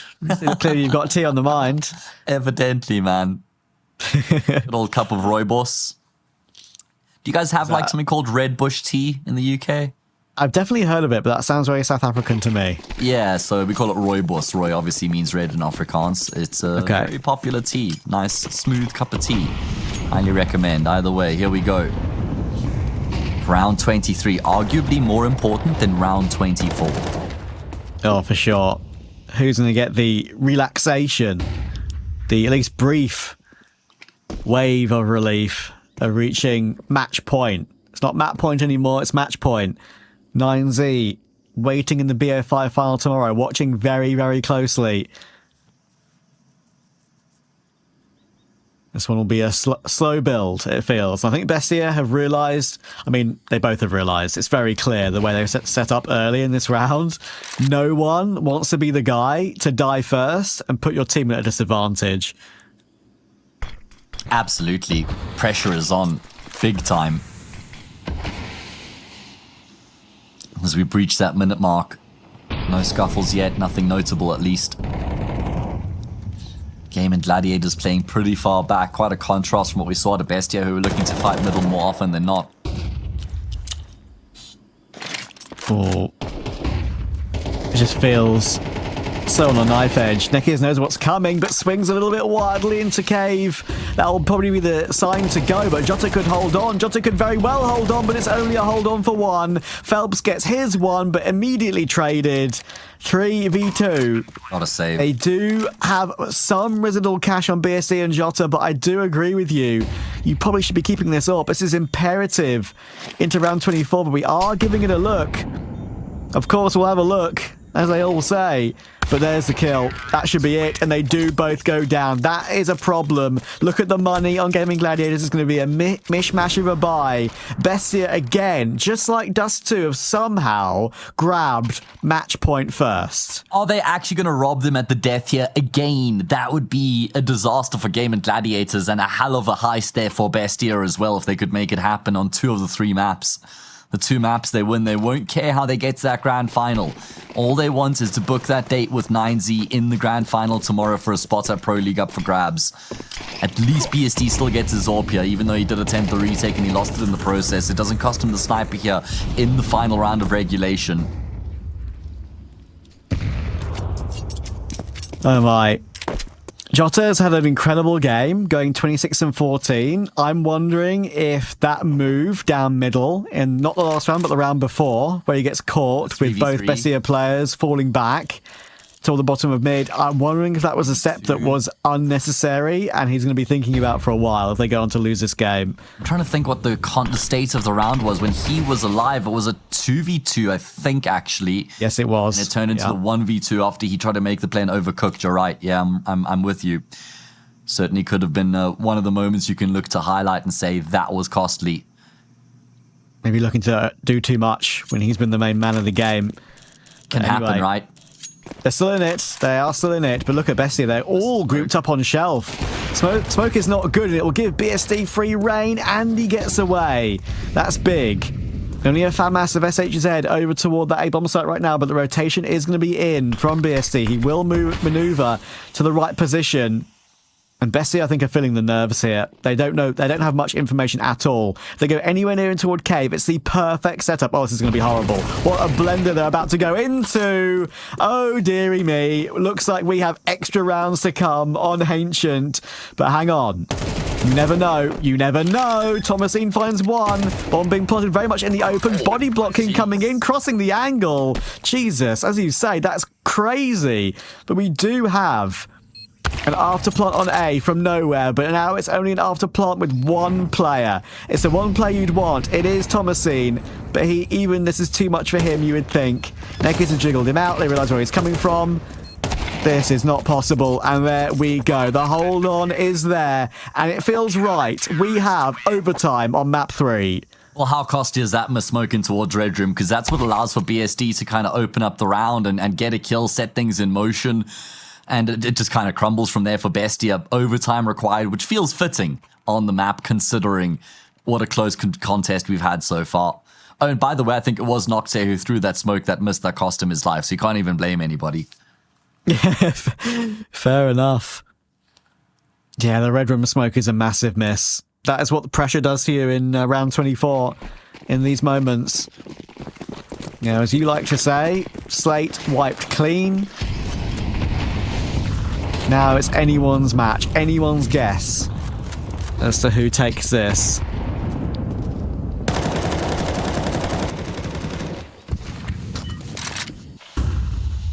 How do you reset? If you're Bestia, how do you innovate on T side? After playing so many rounds on T side, get to Just go back it back to OT. The approach. I think you got to realize, okay, we tried to do a bit too much there with the misdirection we were trying to add into the mix. Wasn't entirely necessary. The simple approach was working the best, and it looks like that's what they're going to revert back to here in the first round of overtime. Yeah, I think that's the right call, and maybe that is what they're going to do right here.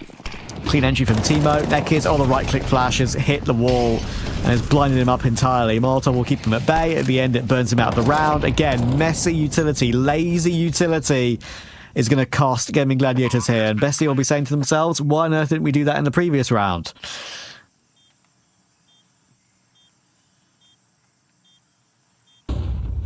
Yeah, they're going to get themselves to 13, but not when it matters the most.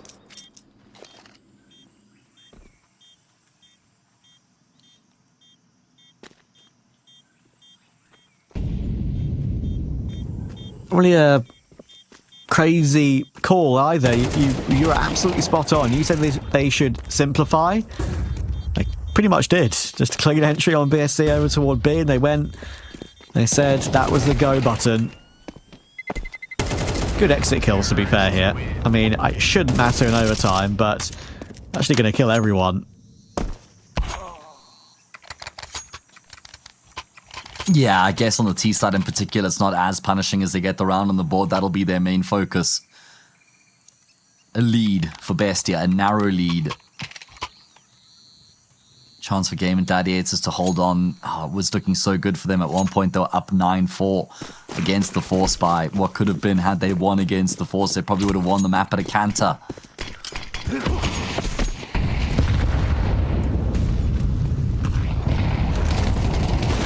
Oh, Phelps. Cassin, how are you alive, my friend?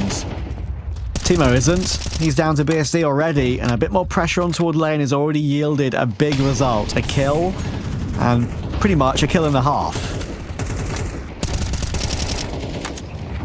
Oh my, okay. Well, there's a good couple kills now opening up. As you say, kill and a half to open. Another one added into the mix by Timo. Cassin is still low. This is looking very good for Gaimin Gladiators. Just level things up off the rip.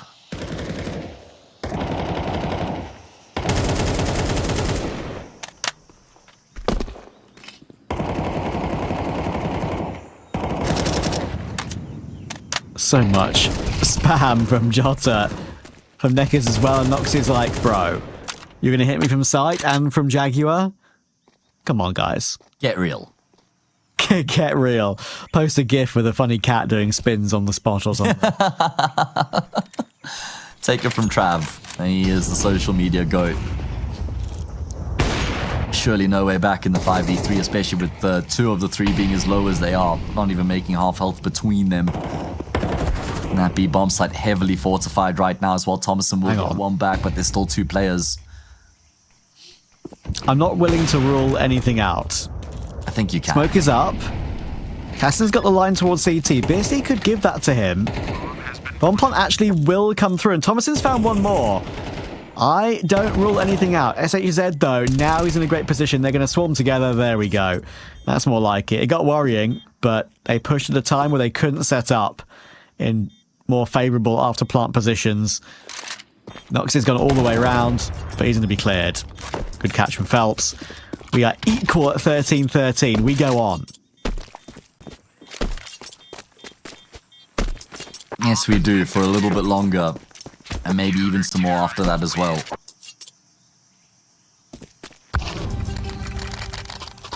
Just had my first yawn. Welcome to the club. It is fitting, though, that we get overtime. I mean, it's such an important series for both of these teams with so much being on the line, a spot in the finals of the regional finals. Map 3, overtime, as close as it could possibly get. And also, we were deprived of our first semi-final. Shout out MIBR. True. So this one's kind of making up for it. It is. It is. That is why 9-0 are already in that grand final tomorrow. From that forfeit win. Smoke coming through, and Timo doesn't expect him to be swinging on that angle, but a great kill back. Jota able to find Thomason on the trade. Honours even in toward the lane fight.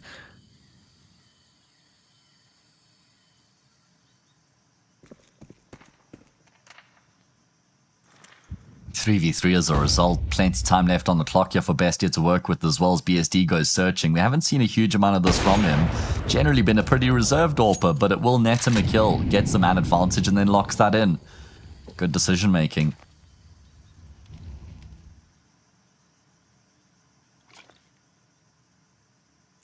They're still going to push in though. This could be a 2-1 for Gaimin Gladiators in overtime.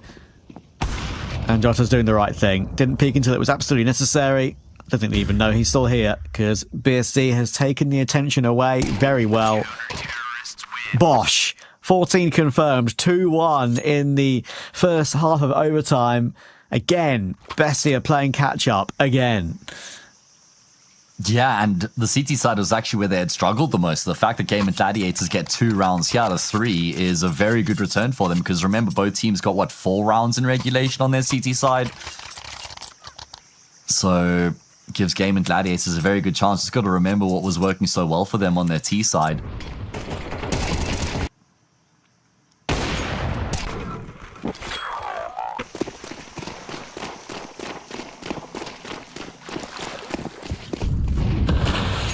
Here we go. Second half OT1 underway. Gaimin Gladiators win this. They get 2 map and series points, and BSD with the AWP. It looks like he's found a second wind here with how much he's looking to try and take initiative. Oh my goodness, narrowly misses out. They don't know Buddha's in the corner though. He could be the unexpected player who maybe catches him off guard. Smoke does come through. I'm not sure if they saw the trajectory of it though. That's the question. This double cave setup has already worked to get them into overtime, like we've said. But now it's Bestia pulling it out. Trying to do what Gaimin Gladiators did against them. Oh, that's tight for Phelps. Trying to tap down one in the middle again. Damage exchange. He's not shying away as Phelps, but there's an AWP being baited in. Cassin is ready. And now the result is a push toward A. 4 through long, and the rotations here are pretty good. Noxie, you shouldn't be swinging until it's absolutely necessary. Nades coming through. The swing should probably be now. He gets a 1-for-1, but Timo did get found. Cassin still holding on. Thomason still just about holding on. More nade damage to both as they try and creep their way in. Not feeling too confident, but they go for a double swing. That's how it should be done. That's more like it. Good teamwork. And then we're back even again. These two teams will not be separated. Yeah, I think one of the good signs here for Bestia is that Thomason has gotten better as the map's gone on. So even though they had a tough time in the first half on their CT side, I think there's going to be a big improvement now with Thomason online. He's the donut player. He's a really integral part of their defense. The A site was hemorrhaging in the first half as well. It's not going to be the same here in overtime, as displayed in that first round in the second half of overtime. 14 all. Oh, Gaimin Gladiators. This would be such a brutal way to suffer the loss here with how close they've been. Could say the exact same thing for Bestia though.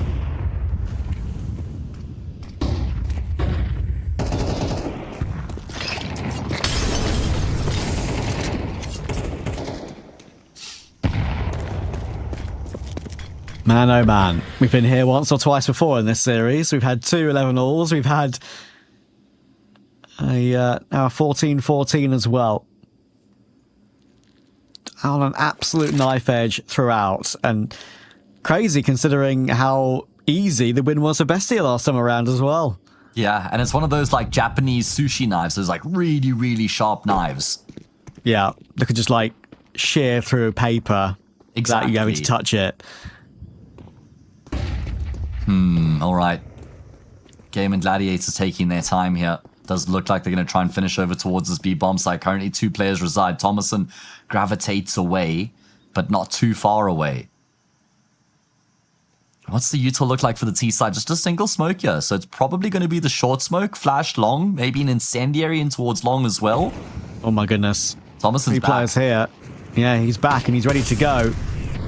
Oh, the hold. The hold is brilliant. I think he's got 2 kills from that one. We're a bit laggy on our feet, unfortunately, but we can see what's going on now. We can see Timo's got 2. They're holding on fine, and there's going to be no way in. Unfortunate timing for the slight lag on the feed, but you can see what's happened. It's going to be Bestia on 15. Well, I could count the frames with my eyes, but that is indeed BESTIA getting themselves up to map and series points in emphatic fashion. Brilliant defense on that B-bomb site. And that's going to give them such a good boost of confidence. They had one chance on their T side. They weren't able to finish it off. Now they've got another shot on their CT side. This is their favored side of the map, generally speaking, as well. They spot a 62% win rate on the CT side of Ancient. And we're seeing that come to fruition here in overtime. Goodness gracious, are they really going to drag this one through? They might, you know, double red room for Noxe and Thomasine. Phelps gets taken down straight away. Not like this. Noxy like this. Hiding in the corner. Smoke fading. Not expected. Nikki's doesn't clear. Noxa executes trade. Comes through though. Still a chance. Cassin's in position, but it's a good incendiary. That'll keep them at bay, and that's the flank. Buddha's there ready as well. Somehow gets the one when SHZ was in toward that lane position. Now he's been tagged up. 24 HP. Cassin, though, pushed out of the round. Caught between two angles. Oh my goodness, it's happened again. 15-14 to save the game and save their Pro League chances. SHZ and Jota against Timo and Thomasine. Probably the two players you'd want in this position, I would say. With AKs available, kits available too, but it's an insane headshot from SHZ. What about that on low HP? Great flash to push Thomasine away. He pinks on the timing as soon as utility is drawn, and we are not done. I don't know how we're not done, but that's a fact. Well, the answer, for the most part, is Jota and then some SHZ as well, because Jota's the one who's lurked into that B-bomb site. He's the one who's given his team the opportunity to then rotate back into that vacant site. Cassin never expects him there. Cassin still lands the tag, though, on SHZ, but it wasn't enough to get the frag. And they'll hold on in the post plant to run it back one more time. Frustrating BESTIA now in 2 map and series points. Bro.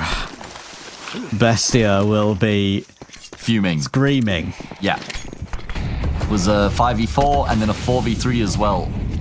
And Cassin will be so... I think especially him will be giga tilt because of how he got caught the way he did. He felt like he was in full control of that situation. And then suddenly is confused about where to look. Gets caught from the push toward B, the fast push toward B. Now all of a sudden, Gaimin Gladiators have another opening pick in the following round of overtime. No chance to breathe. No reprieve. Yeah, BSD able to find that opening kill. And look at the defense. There's nobody on A. Cassin realizes that, going to try and gravitate across in time. But Gaimin Gladiators just pump the brakes. Very passive across the board right now. Waiting to see if the CTs are going to make a move that they can try and punish. And that's going to happen. Buddha does go looking. They've played this game before, Gaimin Gladiators, and they know exactly what is the usual move for a CT side, and there's the trade. That is the necessary trade. Now, I think they should be aware now of where these final 2 CTs are. I think SHZ should have seen both of them. The rotation, again, is very quick. And BESTIA are actually ahead of this smoke here with both Timo and Thomasine. They could take the bomb back still. Nekis is still holding on brilliantly, though, to be fair to him. And does hit one more bullet on Thomasine. Now they know, and they are already on the track toward A. But guess what? So is Mr. Thomasine. How does he manage to catch them off guard, though? They don't expect him to be here so quickly. They could be knife out on the run, but they're not. It's all good. BSD gets the kill. And the surprise, maybe of him already being there, is the relief for BSD. Gaimin Gladiators are back into the lead somehow.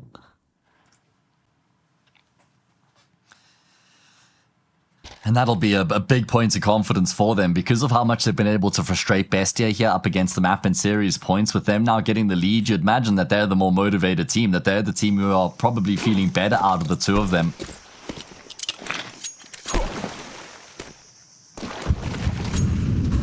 Double up on the T side. Phelps has picked up a second, and it's not going to last very long. Looking to try and find an opening kill towards middle will cost him his life.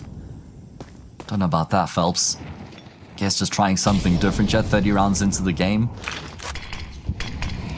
I mean, I've seen many a team, especially in EUCS, Nuclear Tigers, do wild things on this map when it gets late into a game to try and change it up. Absolute madness. That was tame by their standards.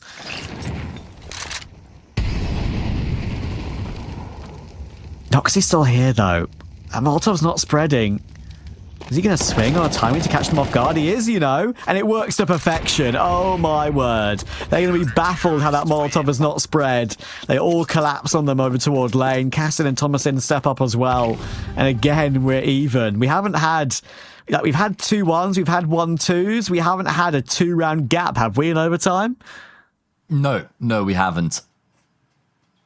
No, we have not. It's been as close as you can imagine so far, and that will continue to be the case here again. Who's going to get themselves a little bit of a lead? I like the way that BESTIA actually do kind of take the fight to Gaimin Gladiators in the middle of the round, because the T-side we're giving... Oh, okay, not going to be live here. We've seen a lot of space being given up in a bunch of these rounds, and BESTIA just aggress in the mid-round, and that catches Gaimin Gladiators completely off guard, that initiative being taken. It's very cool to see that even when they are in this position where the game is in a challenging spot, you know, third map, double OT, very often you can just become overly conservative because you don't want to make mistakes that could give up rounds. So it's good to see that they still have the confidence to go for that mid-round aggression. Yeah, absolutely.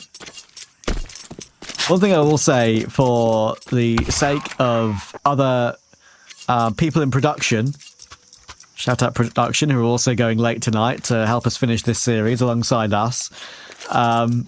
There's no North America tonight.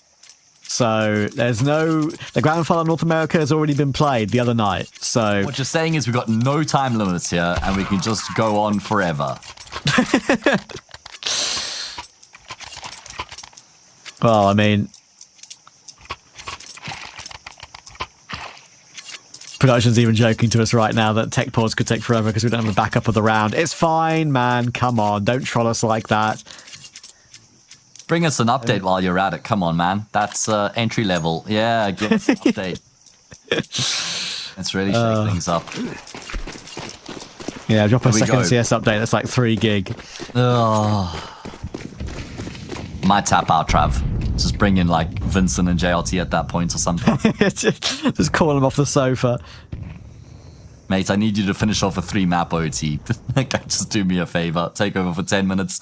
Anyway, here we go. Cassin got a job to do over towards the bomb site. AWP in position. Flash will force him back. And he re-peeks and he does actually get a kill. Not a bad return.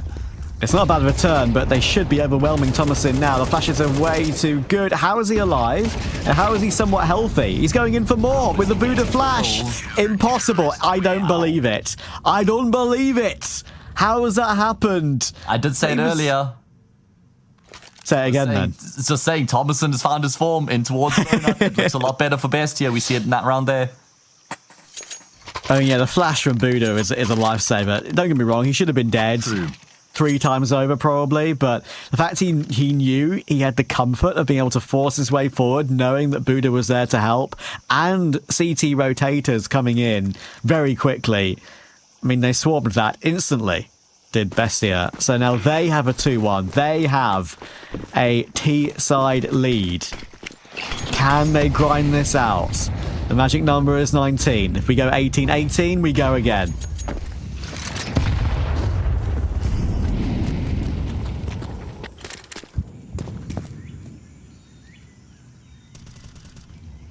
It's been very difficult to split and separate these two teams so far, so I wouldn't at all be surprised to see this go to a third set of overtime.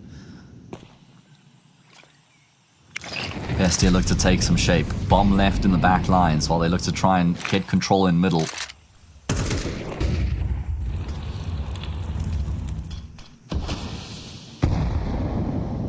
And faking the A split here, trying to take as much attention towards Red Room and Donut as possible and then finish off on B. And for the moment, it's certainly worked the way it's been designed. Yeah, it's but they've got to get a move on. Like, they've created this opportunity, they've created this window, but they're not making the move, and Cassin will find the kill on Phelps. Phelps will be so annoyed by that. Just takes out his knife when he goes into the cubby, but sees an enemy on shelf. That's a smoke that's in the middle of no man's land again. Another cloud hanging over the heads of Gaimin Gladiators. Swing from Jota, though, is very good. Again, a kill to add to his tally. Been a little bit quiet in overtime. But overall, still 31 kills on the board, doing incredible work, and Nekis holds on. Even though Timo swings at a good angle, Cassin, good trade, recovers it into a 3v3. 20 seconds, and the bomb is in mid. You don't plant the bomb in mid, boys. They're going to have to go B. It's, at the moment, going to be the right call. They're isolating the one player. However, even though he is the one player, he may as well be multiple, because it's Jota. He gets 2. It's a brilliant hold. Once again, Jota is the main man. Quad kill, triple in the round. Quad overall in the round, I should say. My God, that is clean. Yeah, brilliant work there from Jota. Such a good individual moment from him. Again, he hasn't tapered off at all here throughout the entirety of Ancient, from start up until where we currently find ourselves. He has been phenomenal. Oh, BESTIA are going to be thinking, what do we have to do to get past this guy? Yeah, They felt so comfortable there, for sure. I know, can we at this point? Yeah.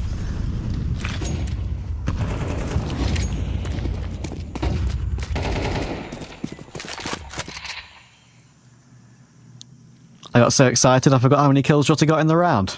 I think 4. I know, just my play-by-play being a bit goofy at 1:30 AM in the morning. Look at this here from BESTIA. Again, going to try and go in towards the speed bombs, like this time without as much fluff as they had in the previous round.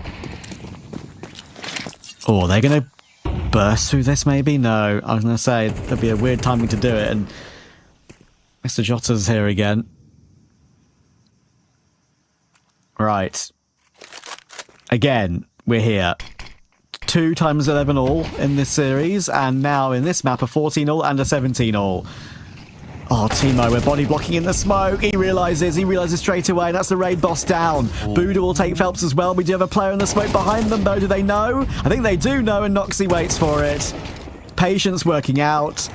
And SHZ, can he deny the plant here? He's very close, but the Molotov comes in the nick of time.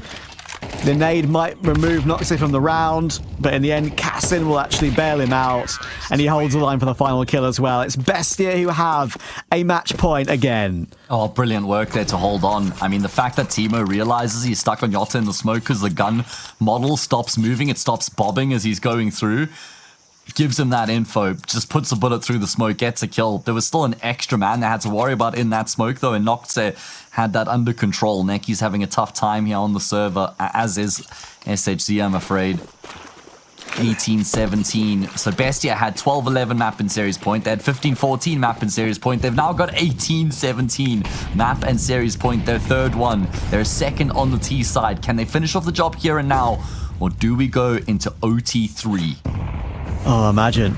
It feels like it's almost destiny to go again. Oh, they're turning up the pace, BESTIA. They want this one done. They want it done now. Again, Jota playing in the smoke. Again, trying to make madness happen at the 11th hour. But he's whiffed his entire lines. No bullets in the M4. Still gets one with the USP in crazy fashion. And somehow, Phelps and BSD are holding on. Mad, mad, mad. 2v4. Buddha is forced to swing on low HP, but Cassin has found a kill back. Loads of utility coming in toward the site to try and deny a plant. And for some crazy reason, we've got a standoff. Well, I felt like it wasn't going to be possible. Now it's all Cassin. He's in the middle of no man's land. And Matt, stay awake, my friend. It's 18 all. I got nowhere to be. See what a competitive series we've got between these two teams. Fighting tooth and nail right now, giving it everything that they've got. Cannot split these teams. Again, it's Jota. I know this time he only gets a single kill, but it's how long he stays alive. That's the key here. Look at how much attention he takes. Keep your eye on BSD, number 9. Look at how he's able to then come through, and so does Nekis. Because of how long Jota had stayed alive for, those rotations were perfect. And it looks like it's like a throw, what he's doing, right? He's missed his entire M4A4 clip of 30 bullets, and he's only got 1 kill with the USP. But as you've described well, it just aids so much else for the CT rotators. My word. What a game. Won't be forgetting this one in a hurry, I don't think. Certainly not. What a way to go into our grand final tomorrow as well. Again, they breach in towards the speed bomb site. This time they are able to cut Jota down. Phelps, the next man up to bat, but he's only good for a kill trade. Successful so far for BESTIA. Bomb scooped up, plant secured. It's going to have to be a retake. Another one. Add it to the list. They do have... Oh my goodness, how has he not died to that? Cassin stuck on default, not punished. Even though utility has now forced him out. He does go for another swing. What a maniac. How does he manage that? How's He's he looking still like a doing live it? wire in overtime, man. Sparking around right now. BSD, nothing to do. Unfortunately, we're saving an overtime. Broken heart emoji, but it's fine. It's whatever. As an AWPer, it's probably the one place that you can kind of forgive it, especially on the CT side. Yeah, valid. When do Bestia break though, Trav? That's what I'm wondering. Like, you posed the question to me, was it coming into the second half? How much do they have left in the tank off the back of our little break? I mean, how much do they have left now? 3 map and series points been denied at every turn, and they have to just then run it back. And it seems like they're still in it.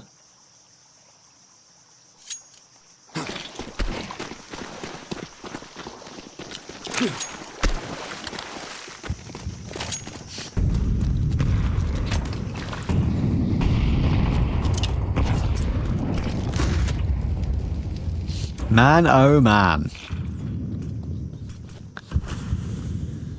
And we might be just rolling it back with contact plays here. That's what Bestia are kind of resorting to, because it started to work for them a little bit more. Timo trades BSD out of the round. We've got 2 CTs stuck in cave. And Cassin still looking to push forward. Damage from Buddha. Molotov does remove him in the end. Phelps will drop. And a 3v4 on the retake. Sure, doable now. Nekis has found that kill, but Buddha is going to be the one to hold on. How is he doing it all by himself? That's just collapsed in half a second. What? I mean, Nekis has had such a quiet map so far, but cometh his opportunity. He's able to take full advantage. A brilliant triple kill. Sets the retake on fire. Gets all those kills in quick succession as well. Bestia have just disappeared in that round, and I guess it's Nekis with the magic trick.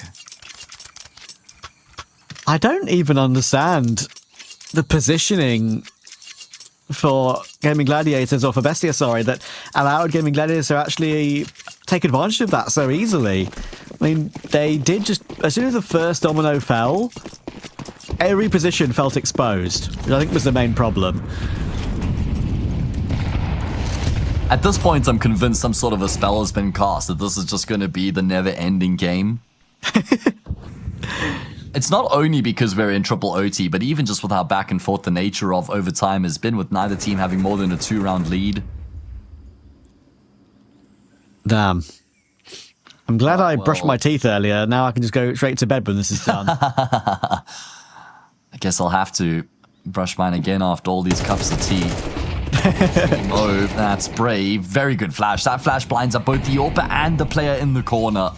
A supreme flash save gets Buddha that frag for free to bring it back into an even numbers game.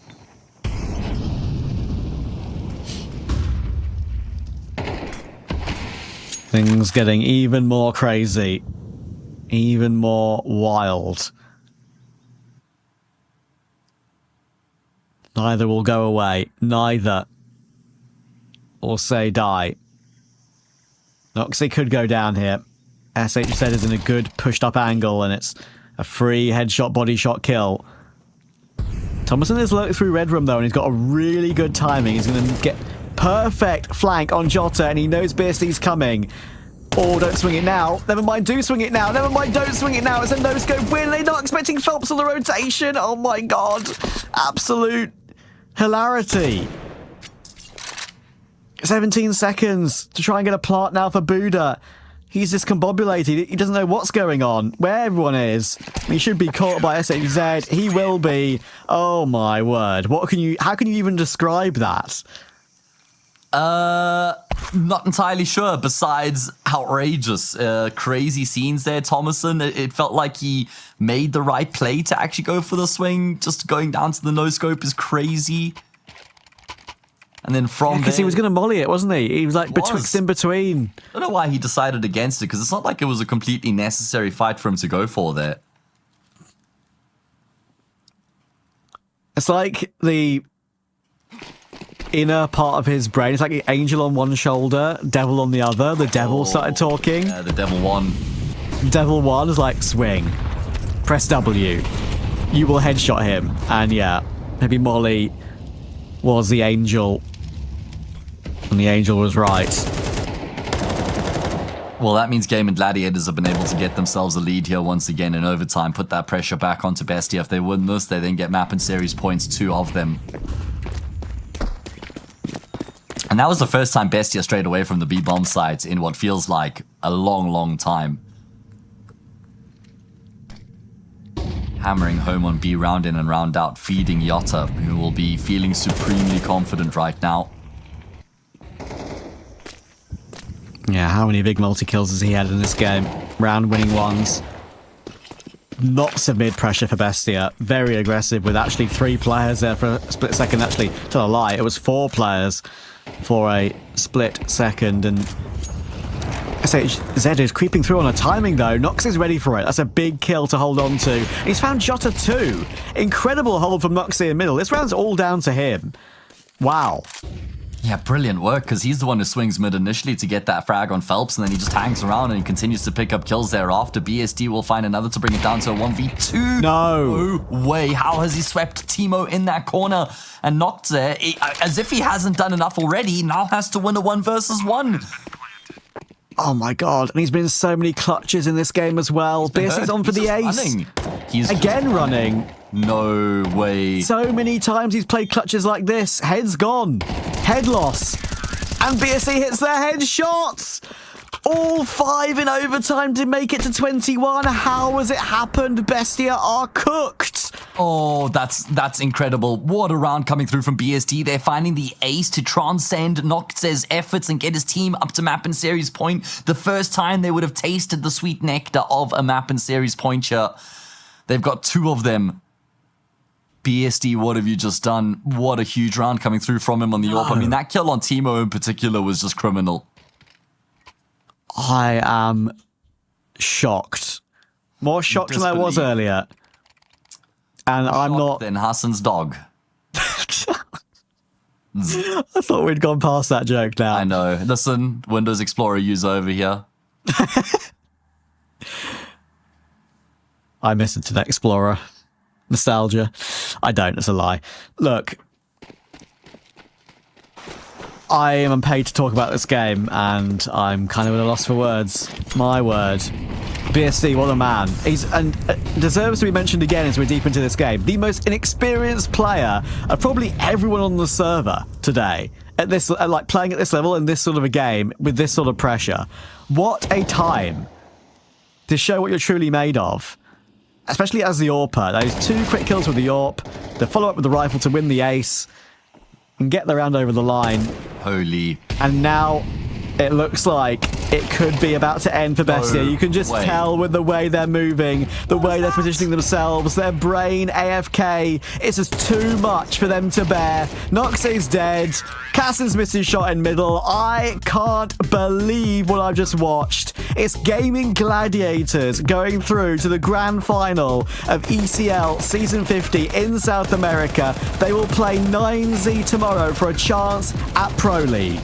Completely deserved. That was a war of attrition at the end of Ancients, and it was Gaimin Gladiators who were able to hold on long enough. 3 map and series points go awry for Bestia. 12-11, 15-14, 18-17. They had their 3 chances to try and finish off the job. They weren't able to capitalize on any of them, and ultimately, if that wasn't what cost them, then losing that ridiculous, 3v1, 4v1 to BSD certainly did break them. Oh, how many heartbreaks can this team take, dude? Like, the Austin situation is the thing that we don't talk about anymore, because that's ancient history at this point, but that is the biggest heartbreak of their careers by far. They just don't have luck on their side in these games. I understand that at the end of the day, you make your own luck. And they here didn't make their own luck on a number of occasions with the rounds they lost. Yeah. But you could just tell as soon as BSD won that clutch with the way they played that following round, they were nowhere mentally. They were completely cooked. And, I reckon they'd lose a game to like a Premier team. That's how bad they were probably feeling at that point. Because Gaimin Gladiators is a huge win for them, a huge win. It's one of Bestia's first games with Buddha, obviously. They only had him for a couple of BO3s. It's one of the first games that Phelps has played with Gaimin Gladiators as well. He's very new to the team. And they have a chance now tomorrow against 9Z to reach ESL Pro League. It was set up to be the Bestia 9Z match against each other when they've taken players from each other. Buddha playing against his former team. Luchov on 9Z playing maybe against Bestia. Oh my word. And it's not gone that way. It's going to be Gaimin Gladiators. Can you believe it? Well, there's two key moments I can think back to off the top of my head for Bestia where they just really are going to regret the moments that went away from them. The one was at 15-14 where they've got the opening kills from Nocte. Buddha gets a kill on BSD, and it's just Shiz and Yotta, if you remember, on that B bomb site, and they just get all the kills and make the retake look easy. And then the round immediately after, the next map and series point where you had Yotta in the smoke, right, who just kind of delays the round. He buys time for his teammates to rotate through. Those were the two key opportunities for Bestia to have finished off the job they weren't able to, and they've paid the ultimate price. Oh boy. Well, all I can say from here is we'll see you tomorrow because we've got the grand final to come. We will be with you for that grand final tomorrow. It's going to be a BO5. Honestly, it wouldn't surprise me if that BO5 somehow ends quicker than that entire BO3 because that was absolutely insane. Final shout out, Silly Ash in chat. Hope casters get a good night's rest after this. We will. Thank you and good night.